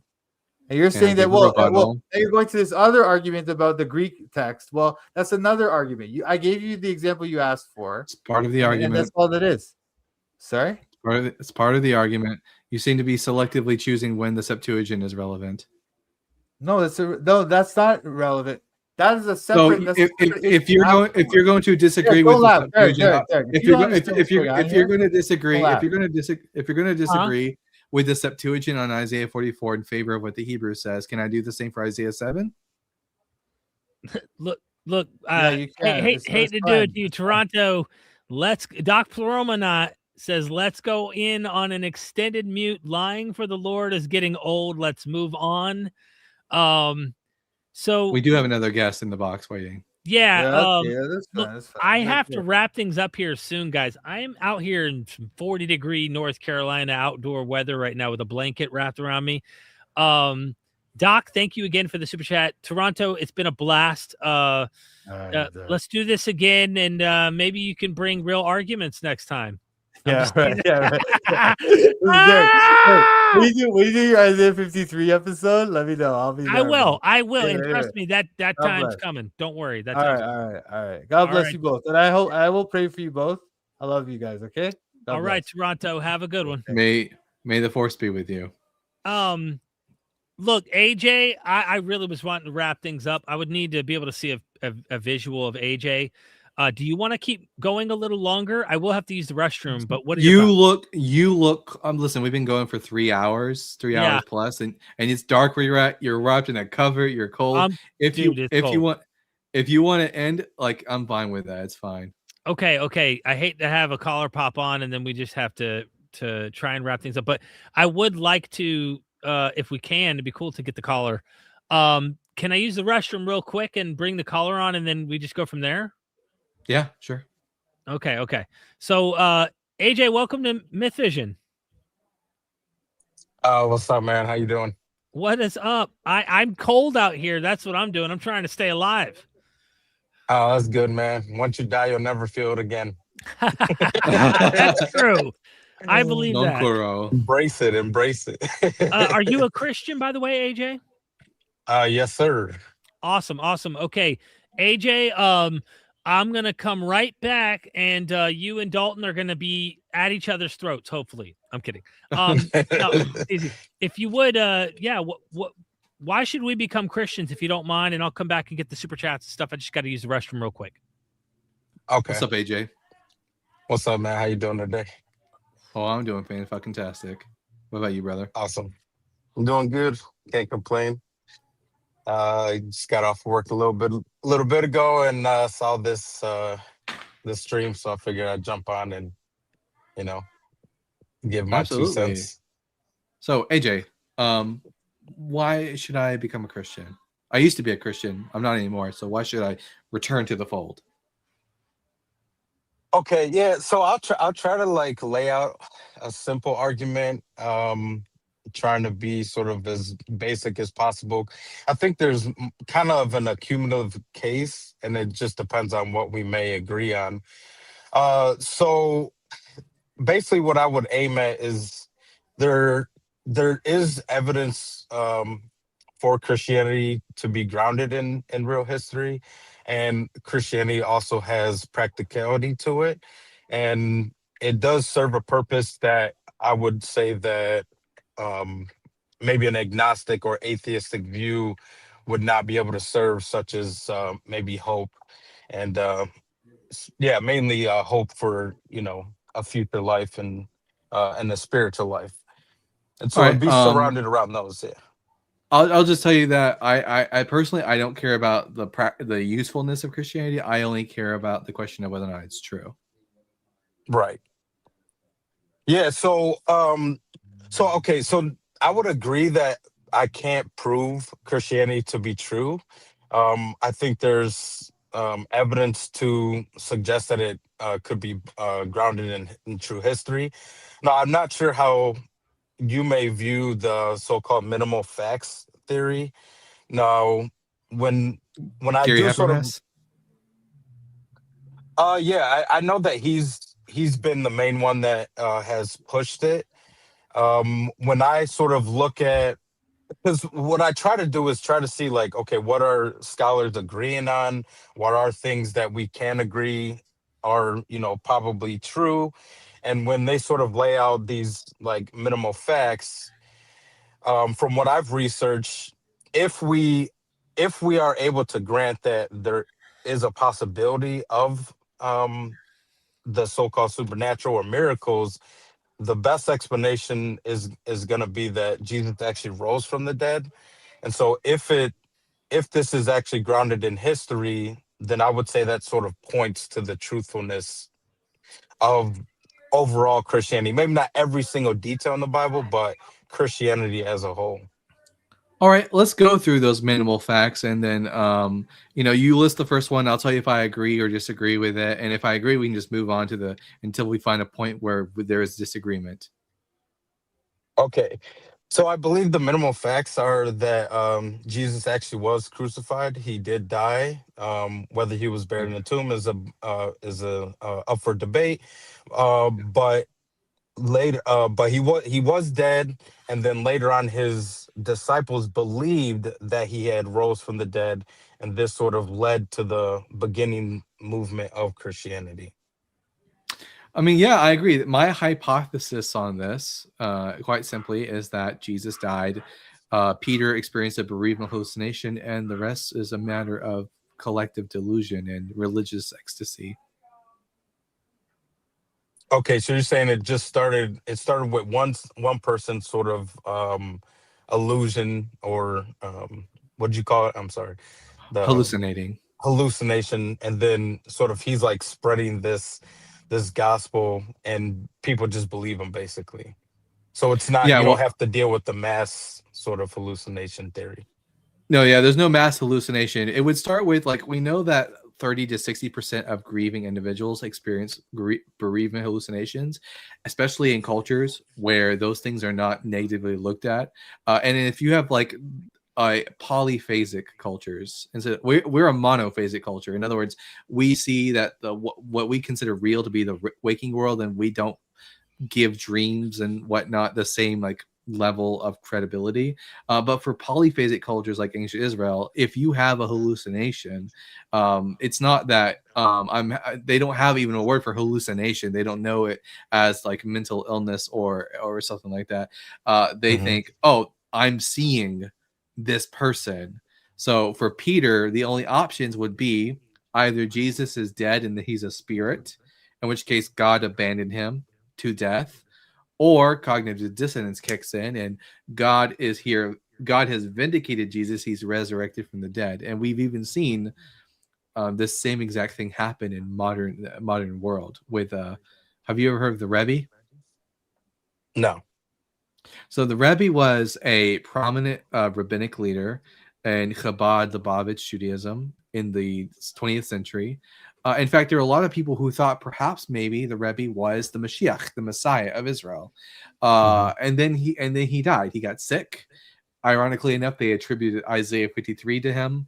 And then after he died, a lot of people stopped believing, but there are to this day still a core within Chabad who believe that the Rebbe is the Messiah, and have even claimed that he has appeared to them and that he never really died, or that he resurrected and that he will return again. Okay. So okay, I got you. And then when it comes to like the Peter situation, may I ask why is it you only think Peter is the one that had the vision? Yeah, Paul. Yeah, good. Yeah, when Paul gives us a description of the people that Jesus appeared to, Peter is the first one on that list. I think it's more likely that only that lesser people would experience full-on hallucinations, and that more people would experience just collective delusion, as that seems to be the pattern that we see in other examples of this. Okay.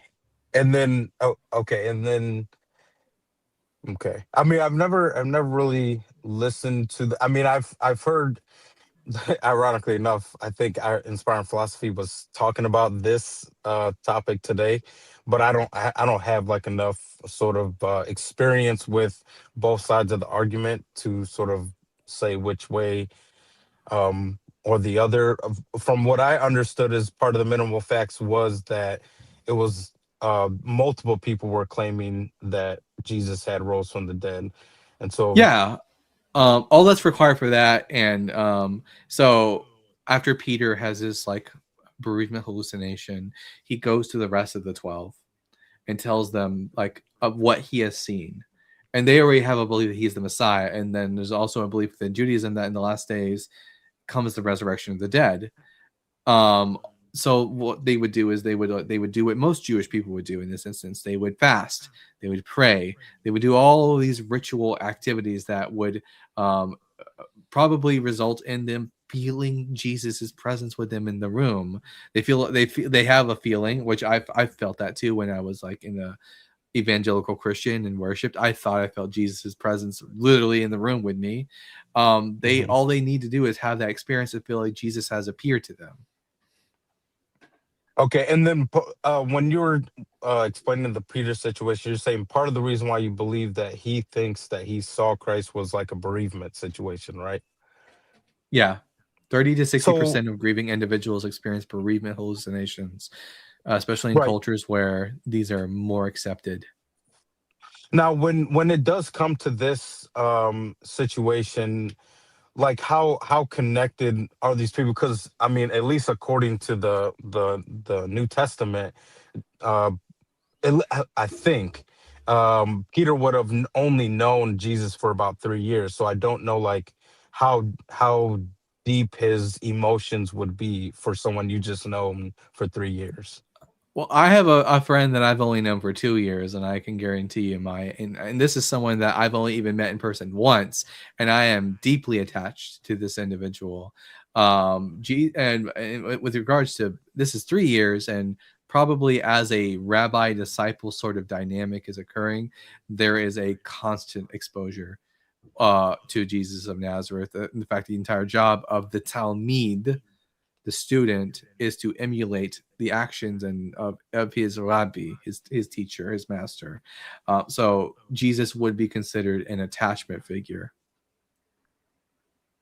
Right. And okay, so you is there any examples maybe of maybe in studies where where somebody has known somebody for a short time and they are and they experience this sort of height of emotion that does sort of give this experience to them? Because I definitely don't want to say, I'm not going to say somebody can't have a sort of deep compassion or sort of connection to somebody within 3 years, Uh, but but is there uh, any uh, sort of studies that would suggest this would go as far as like a hallucination? I don't know if we have any examples of someone who's known someone for only 3 years, but the time, the amount Or of a short time that time? someone, yeah, the amount of time that someone knows another individual who passes away, especially violently, isn't really all that significant. All that's really matters is how attached these individuals were, how much of a relationship did they have, and that's not something that you can really know how well someone is attached to another individual after 3 years. Okay. Like I do Okay. have a good. take for example, someone brought this up. It's an important one. I think Vesper says people are still hallucinating Elvis being alive. Many people who never met him were just fans of the guy himself. Now that claims he has famous, obvious reputation, but nonetheless, you could still have people who have obviously seen Jesus as an important figure. I think even Rabbi Tovia Singer, when I interviewed him, told me about a Christian woman who believed one of the pastors at her mega church in the Philippines or something that she had like lunch or dinner or breakfast with him or something after he was dead. So like there's just all sorts of examples of this that could be the case. This is just one path, by the way. I like some of the paths that I do take on my channel are not always the consensus. Mind you, the consensus is also made up by many people who are in the religion. They are made up of believers. So there's a tendency, I think, of course, to factor in that some of these people are going to hold to what the text seem to be saying and believe them. There's a minority of people who question the authenticity of 1 Corinthians 15 as if it wasn't an interpolation. So there's all sorts of different interesting things. We're dealing with an ancient text that says something. And some have, few have hypothesized that this entire section is interpolated. I also like entertaining some of the ideas by Richard C. Miller, who looks to other Greco-Roman cults of the time using a heuristic study and looking and saying, hey, you notice there's a lot of people who are coming forward swearing that they witnessed the Caesars ascending to heaven in the imperial cult, the Roman imperial cult.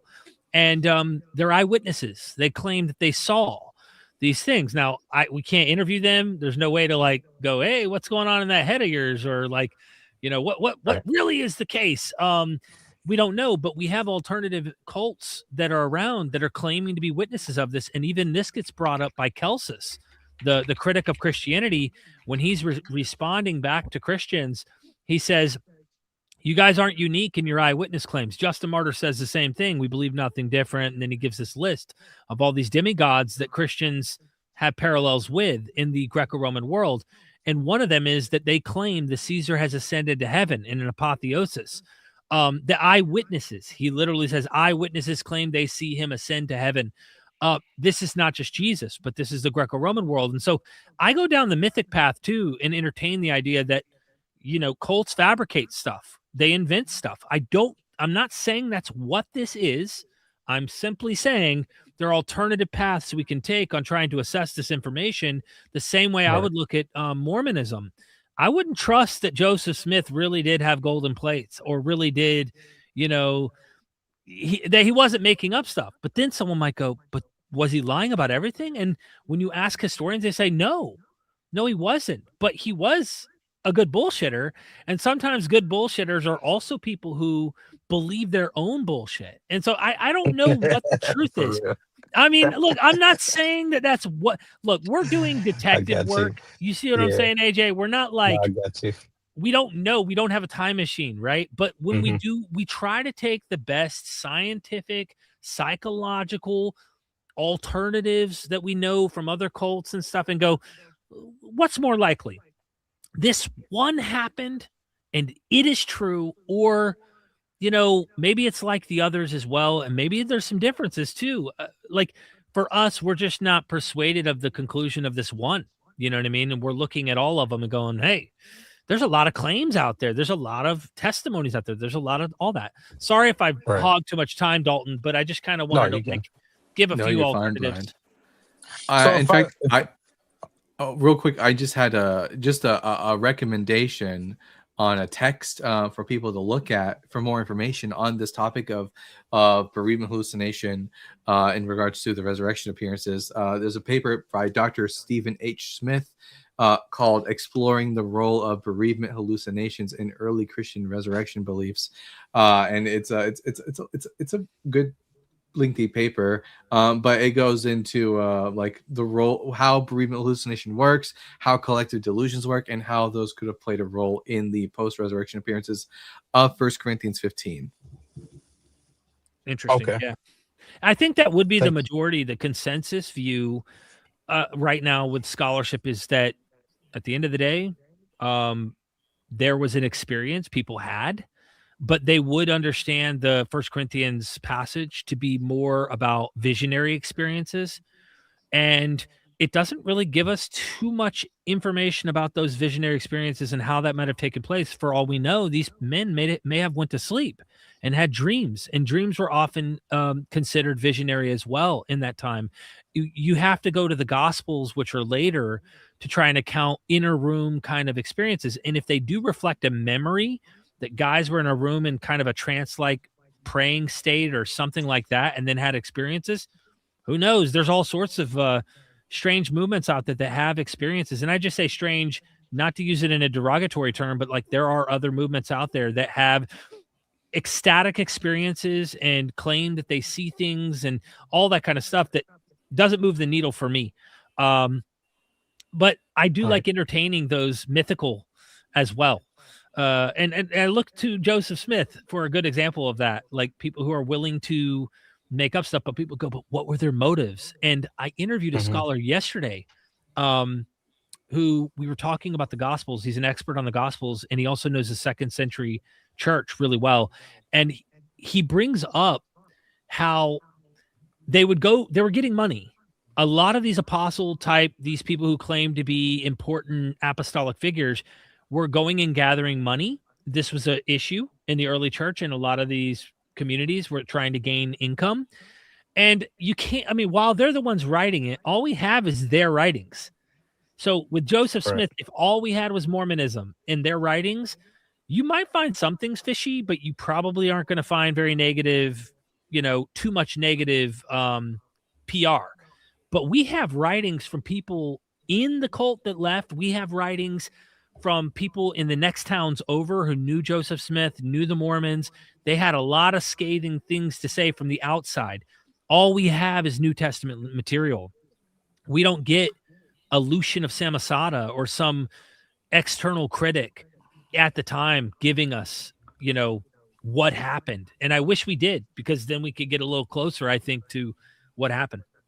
Real quick, just got to respond to this. Juan Williams, the theory of group hallucinations have been long dismissed by New Testament historians, and that includes secular scholars and Ansel as long back as the 20th century even. Well, no one here is proposing group hallucination. We're proposing what's called collective delusion, which is not the same thing.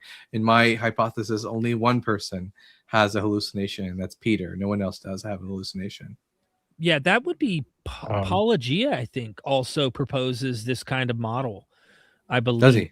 Yeah, I believe. Yeah, because if I'm not mistaken, Inspired Philosophy and somebody else in psychology was reviewing one of his videos today. So I can tell you this, my final thing I'll say, AJ, and I want to let you have final piece because I do not want to get sick. I am out here in the cold in North Carolina. For me, and this is just me, any natural explanation that is plausible would make more sense to me than the real miraculous one for me. And I'm just saying, because I'm already really skeptical. Okay. But I would apply this same skepticism to Islam. I would apply to every religion in the world, including the demigods that I'm mentioning, or any cult, any religion. I would just have a high threshold of critical, skeptical thought about it. And every plausible explanation that is even possible is more likely to me than he really rose from the dead.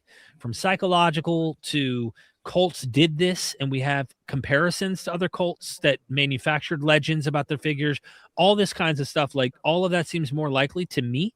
And I'm just being honest as a human being to another human being. That's how I feel about it.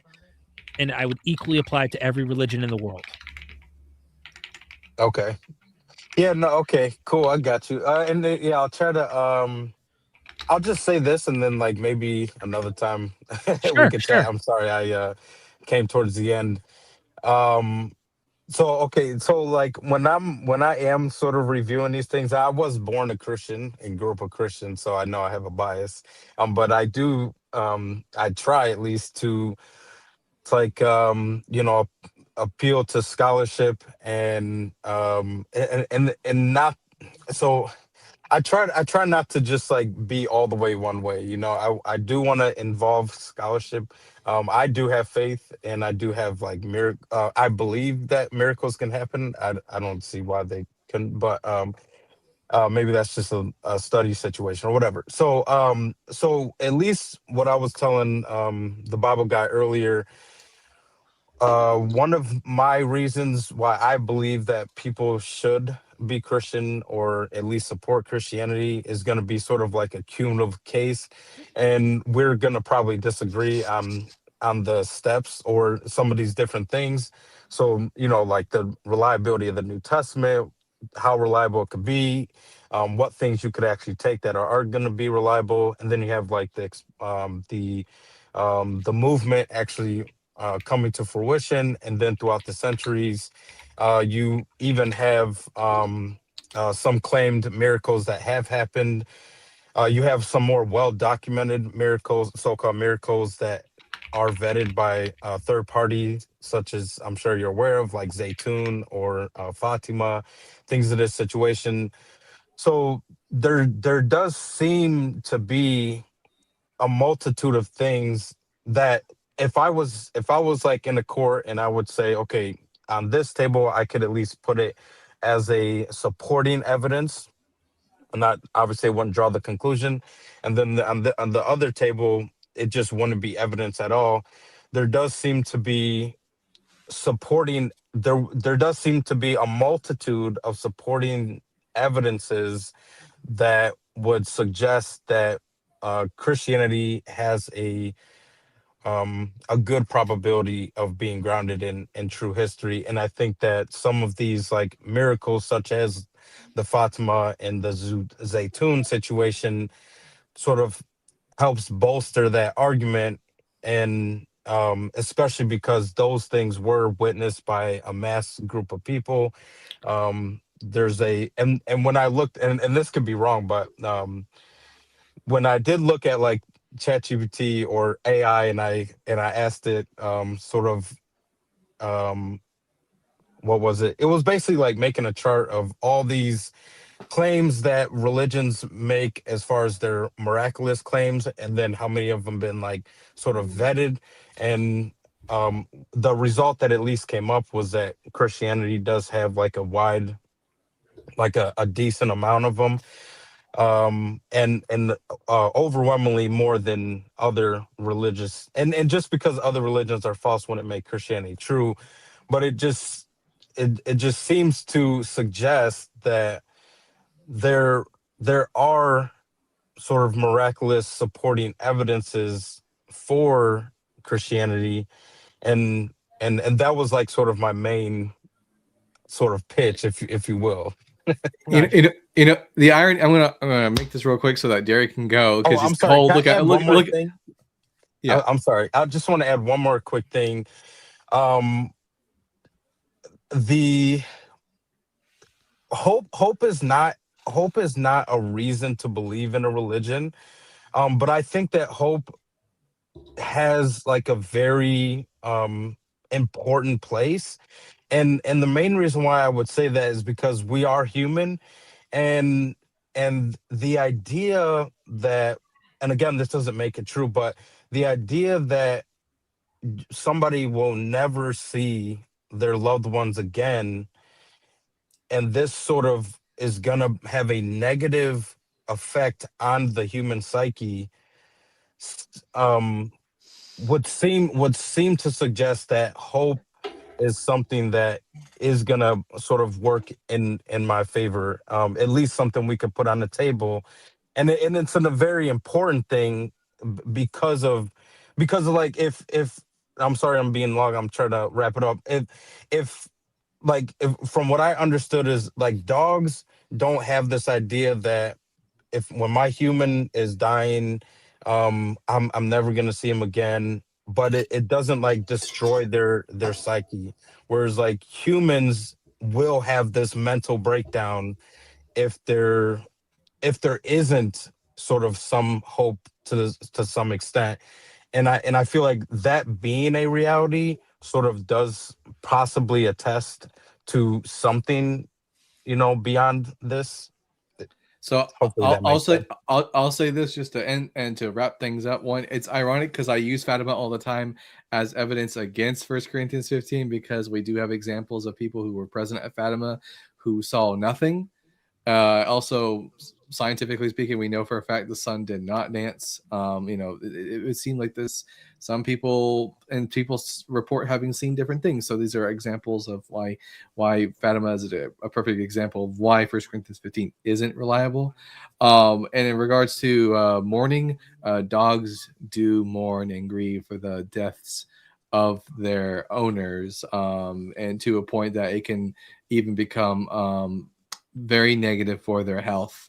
Often even going as far as starving themselves and whatnot. It's really sad. But that's all I want to say. That's it.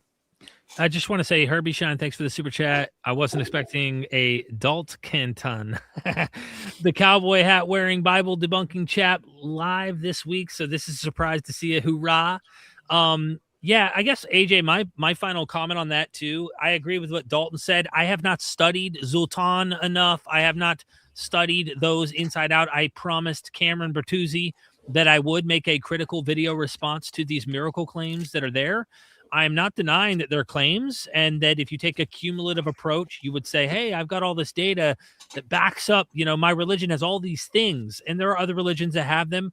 I haven't looked at the statistics on comparisons of like how many miraculous claims from cultures are there, how many more. I mean, we know Christians make up most of the world's population, so it's almost unfortunate if you were trying to do this statistically that, of course, there's probably going to be more miracle claims coming from a religion that has more people believing in it. Eventually, maybe Islam takes that approach and they end up doing it. I know that there are lots of miracles in the ancient world by Asclepius in the Greco-Roman world that we have inscriptions and writings about, but because the cult finally went, I would say, practically extinct, I think some of the ideas were adopted into Christianity, but it went extinct in its own right. That's unfortunate to be able to study it as a case study in comparison to Christianity in the modern era. The dog thing too, the other added part I would just say to Dalton's point, because we all know dogs have mourned the death of their children, their moms, their dads, any other dog, but also their owner, the human that takes care of them, is that even if they don't have the, let's say, cognition to think beforehand that one day death is coming and I will miss them like we might have, once they die, they experience that same mourning we do once we lose a loved one. So the only difference might be that we are able to cognitively be aware that the time is approaching. But then again, we can't read a dog's mind and communicate with them to know that they aren't possibly thinking about this to some. I don't know what their brains are thinking. Maybe they do think about this. Maybe I'm wrong in even bringing that up. And dogs might actually be aware of it because they've seen 2 or 3 cases in their own life, and they know that this might be something that they might approach, or, someone else that they love dearly might do it again through that trauma. I don't know, and I'm no expert on these things at all. But again, I think it's fair to make a cumulative case for Christianity. And I think it's fair that we dissect piece by piece those arguments in order to show why, it doesn't add up in our minds. So it's just a different approach. And someone like Inspiring Philosophy, I don't know if you've seen the beef back in the day. Me and him had beef. We're cool again. Me and Michael Jones, he's supposed to meet me this summer. And I imagine I'm probably going to ask him about the Islamic dilemma on camera. And just say, hey, can we put our differences aside for this episode and let's talk about the Islamic dilemma? Because me and him obviously don't agree on Christianity. But yeah, I've rambled enough. Can I ask you one last question? I just want your thoughts on this. If this is actually true, so like assuming atheism, I don't know are you like atheist or agnostic? I'm an atheist in terms of there being, I don't believe there's a no God. I'm okay. agnostic on knowledge. I mean, clearly, like it's a knowledge claim, but that's the way I'm defining agnosticism there. But I'm an atheist. I don't believe there's a God. Yeah. Okay. So, and this may not actually matter. But and again, maybe my conclusions are not even true. So my assumption is that atheism, the adoption of an atheistic worldview on a mass scale is, I believe, and again, probably biased. I believe possibly detrimental. Possibly detrimental in the sense that it doesn't have survivability. I don't think that a atheistic community has the sort of characteristic backbones that are required for the progression of communities. So like the idea of like and mainly and maybe this is like a modernity thing, because my assumption is that atheistic community is going to be mainly worried about their own sort of desires, and not to say that everybody is like hedonistic, but it like, even if it's like, I don't want to have a ton of kids because it's it's just not economically um probable for me. And if I'm not mistaken, it has been shown that atheists have less kids, and they are But sort of like, that's not a bad thing though. That's responsible. That's no, I'm responsibility. saying like like they're not having enough to sort of what they say, like, oh, you got to have this many kids to sort of sustain a population, and it doesn't seem that they have that I- sustainability. We got like 8 people going on 9 billion people. I think society will be fine. And if it really ever gets to that point where we need more people, I'm sure we can come up with a solution. Well, I guess the main crux of my argument is like, Actually, there is a way to help with this. produces- There is a way to help fix this. Get rid of capitalism and go full communist, and then you don't have to worry about not being able to afford raising kids in the household. There you go. But hypothetically, if atheism produces an unsustainable sort of model, then even like according to evolution, why would this be the case? Because like, if evolution is like, hey, it's survivability, then sort of like, why would But it it's not produce- atheism. I would argue it's not. I would Yeah. argue it's not atheism that's producing this. It's capitalism that's producing Oh, this. okay. This desire to not have offspring. It's all because of the fact that you quite literally just can't afford it. Mhm. So there and Okay. there's so much there too. I think a future episode where you have more time and I'm not in a popsicle situation here. Yeah, I get you. I'm We can sorry, dive man. a little deeper. No, you're fine. You're fine. Yeah, there's a lot to unpack in what you said, but really appreciate you calling, AJ. I hope to see you in the future. Yeah, got one, and thank you guys. Thank you. And yeah, hopefully you guys will see you soon. And I hope, I'm looking forward to like you and Inspiring Philosophy having more conversations, or even some of the scholars, because Inspiring Philosophy, I do watch him a lot. Yeah. And I at least like that he does sort of not just do like apologetics. He does try to deal with scholarship. And so, and I know that a lot of your channel is very scholarly oriented, which I appreciate. I mainly watch mostly like the Islamic videos. Yeah. Yeah. But I might watch some Christian here and there. But I'm looking forward to you or some of the scholars you bring on speaking to Inspiring Philosophy and others of the like. So Sounds good. Thank you, thank AJ. you, man. All You right. have a good Drive rest of your safe. day, man. You too. Yes, sir. Have a good day. All right. Bye. Awesome. Hey, Jesuit Slayer says Christ is Belial book thesis too scary for you guys. I missed this super chat. I guess I went to go pee and came right back and then forgot to get it. But I don't know about this Christ is Belial book thesis. Sounds too scary for us though. You know what I mean? I mean, they're making the claim that Jesus and Satan are the same figure. I mean, clearly when we look at the New Testament, Paul mentions Belial as being someone different than Jesus. So I don't think there's any legs to stand on this idea. I think it's a fun. Fan fiction, but it's not what the early Christians believed. Well, thank you, Jesuit Slayer, for I guess plugging your book. I'm not sure. I don't know if that's your book or not. Thank you so much. Nick George Carvid said, "Why'd you skip the super chat from Jesuit Slayer?" Probably because I went to go use the restroom and came back and we were in the middle of dialogue. I tried, by the way, Dalton, just as we're wrapping up, and any of the faithful followers who've stuck out to the end here, I tried my best to try and get the super chats and address them, even in the heat of your debates. You notice that? I'm like, hey, super chats are so. Okay, keep going. Like, I didn't want to leave anybody hanging. That's what I was trying to do here. But yeah, so I didn't intentionally skip it, other than just trying not to, in the middle of an argument, interrupt. Apologetics, thank you for the super chat, the 5. I really appreciate that support. And then who's going to carry the boats? Thank you for the super chat. I was TBS's biggest fan until now. Thank you. Well, thank you. Happy to help. Yeah, I want to have you give your final assessment, I guess. What are your... Well, I'm glad we got to end the night on AJ. It was a good conversation. Toronto was interesting. Certainly, you know, this is just quite typical of apologetics. Is that quite a bit of that was just a big old nut burger. I guess I gotta say to that. I think we cooked them pretty good. I can't wait to see the clip on that. Yeah. Can I do a quick plug? Yeah, please. Yeah, so everyone, I recently put out a video called let me see, I got it right here. Typology Debunked: Why Typology is Not a Convincing Argument for Christianity. Everyone, if you can please go like the video, share It's it. public. Lots of It's public. engagement.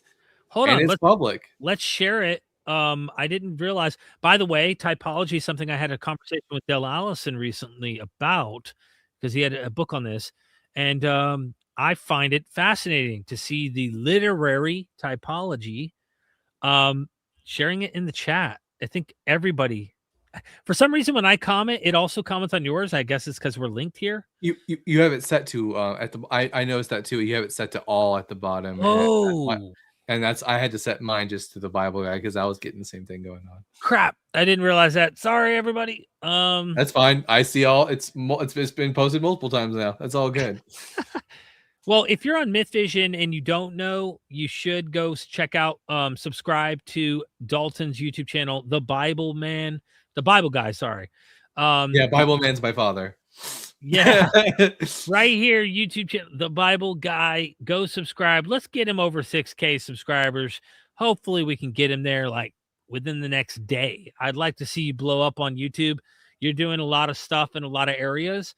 I have to watch that myself. It's only 7 minutes and 25 seconds. So I'm going to watch that as soon as I get off of here and go get some dinner, warm up inside. If you're watching from YouTube or from Myth Vision, please go subscribe to Dalton. Check him out. Support what he's doing. Show him some love. He did this last minute. I harassed him and begged him, come on, man, let's do a stream. And Dalton's like, I'm game. So we got a thumbnail thrown up, did the live stream. I kid you not. You were my alarm today. I woke up from your phone call. That's why. That's awesome. You guys made me free from this. Who's going to carry the boats? Well, thank you so much. I'm glad we helped. Also, Apologetics also sent another $1 super chat. Thank you. Again, his YouTube channel is linked in the description of this video on Myth Vision, and I'll send you the collab invite here shortly, Dalton. Thank you for the time. I tried not to interrupt in the heated exchanges you were having. It was a fun time with you. It was fun. I mean, like I said, I took the week off for my mental health, but it turns out just 3 days of not debating in Bible guy years is like a whole month. So like it felt like it's only been 3 days. Holy shit. So, you know, Right. Just so everyone knows, we will get back to streaming regularly this Sunday, March 22nd. So keep an eye. There you go.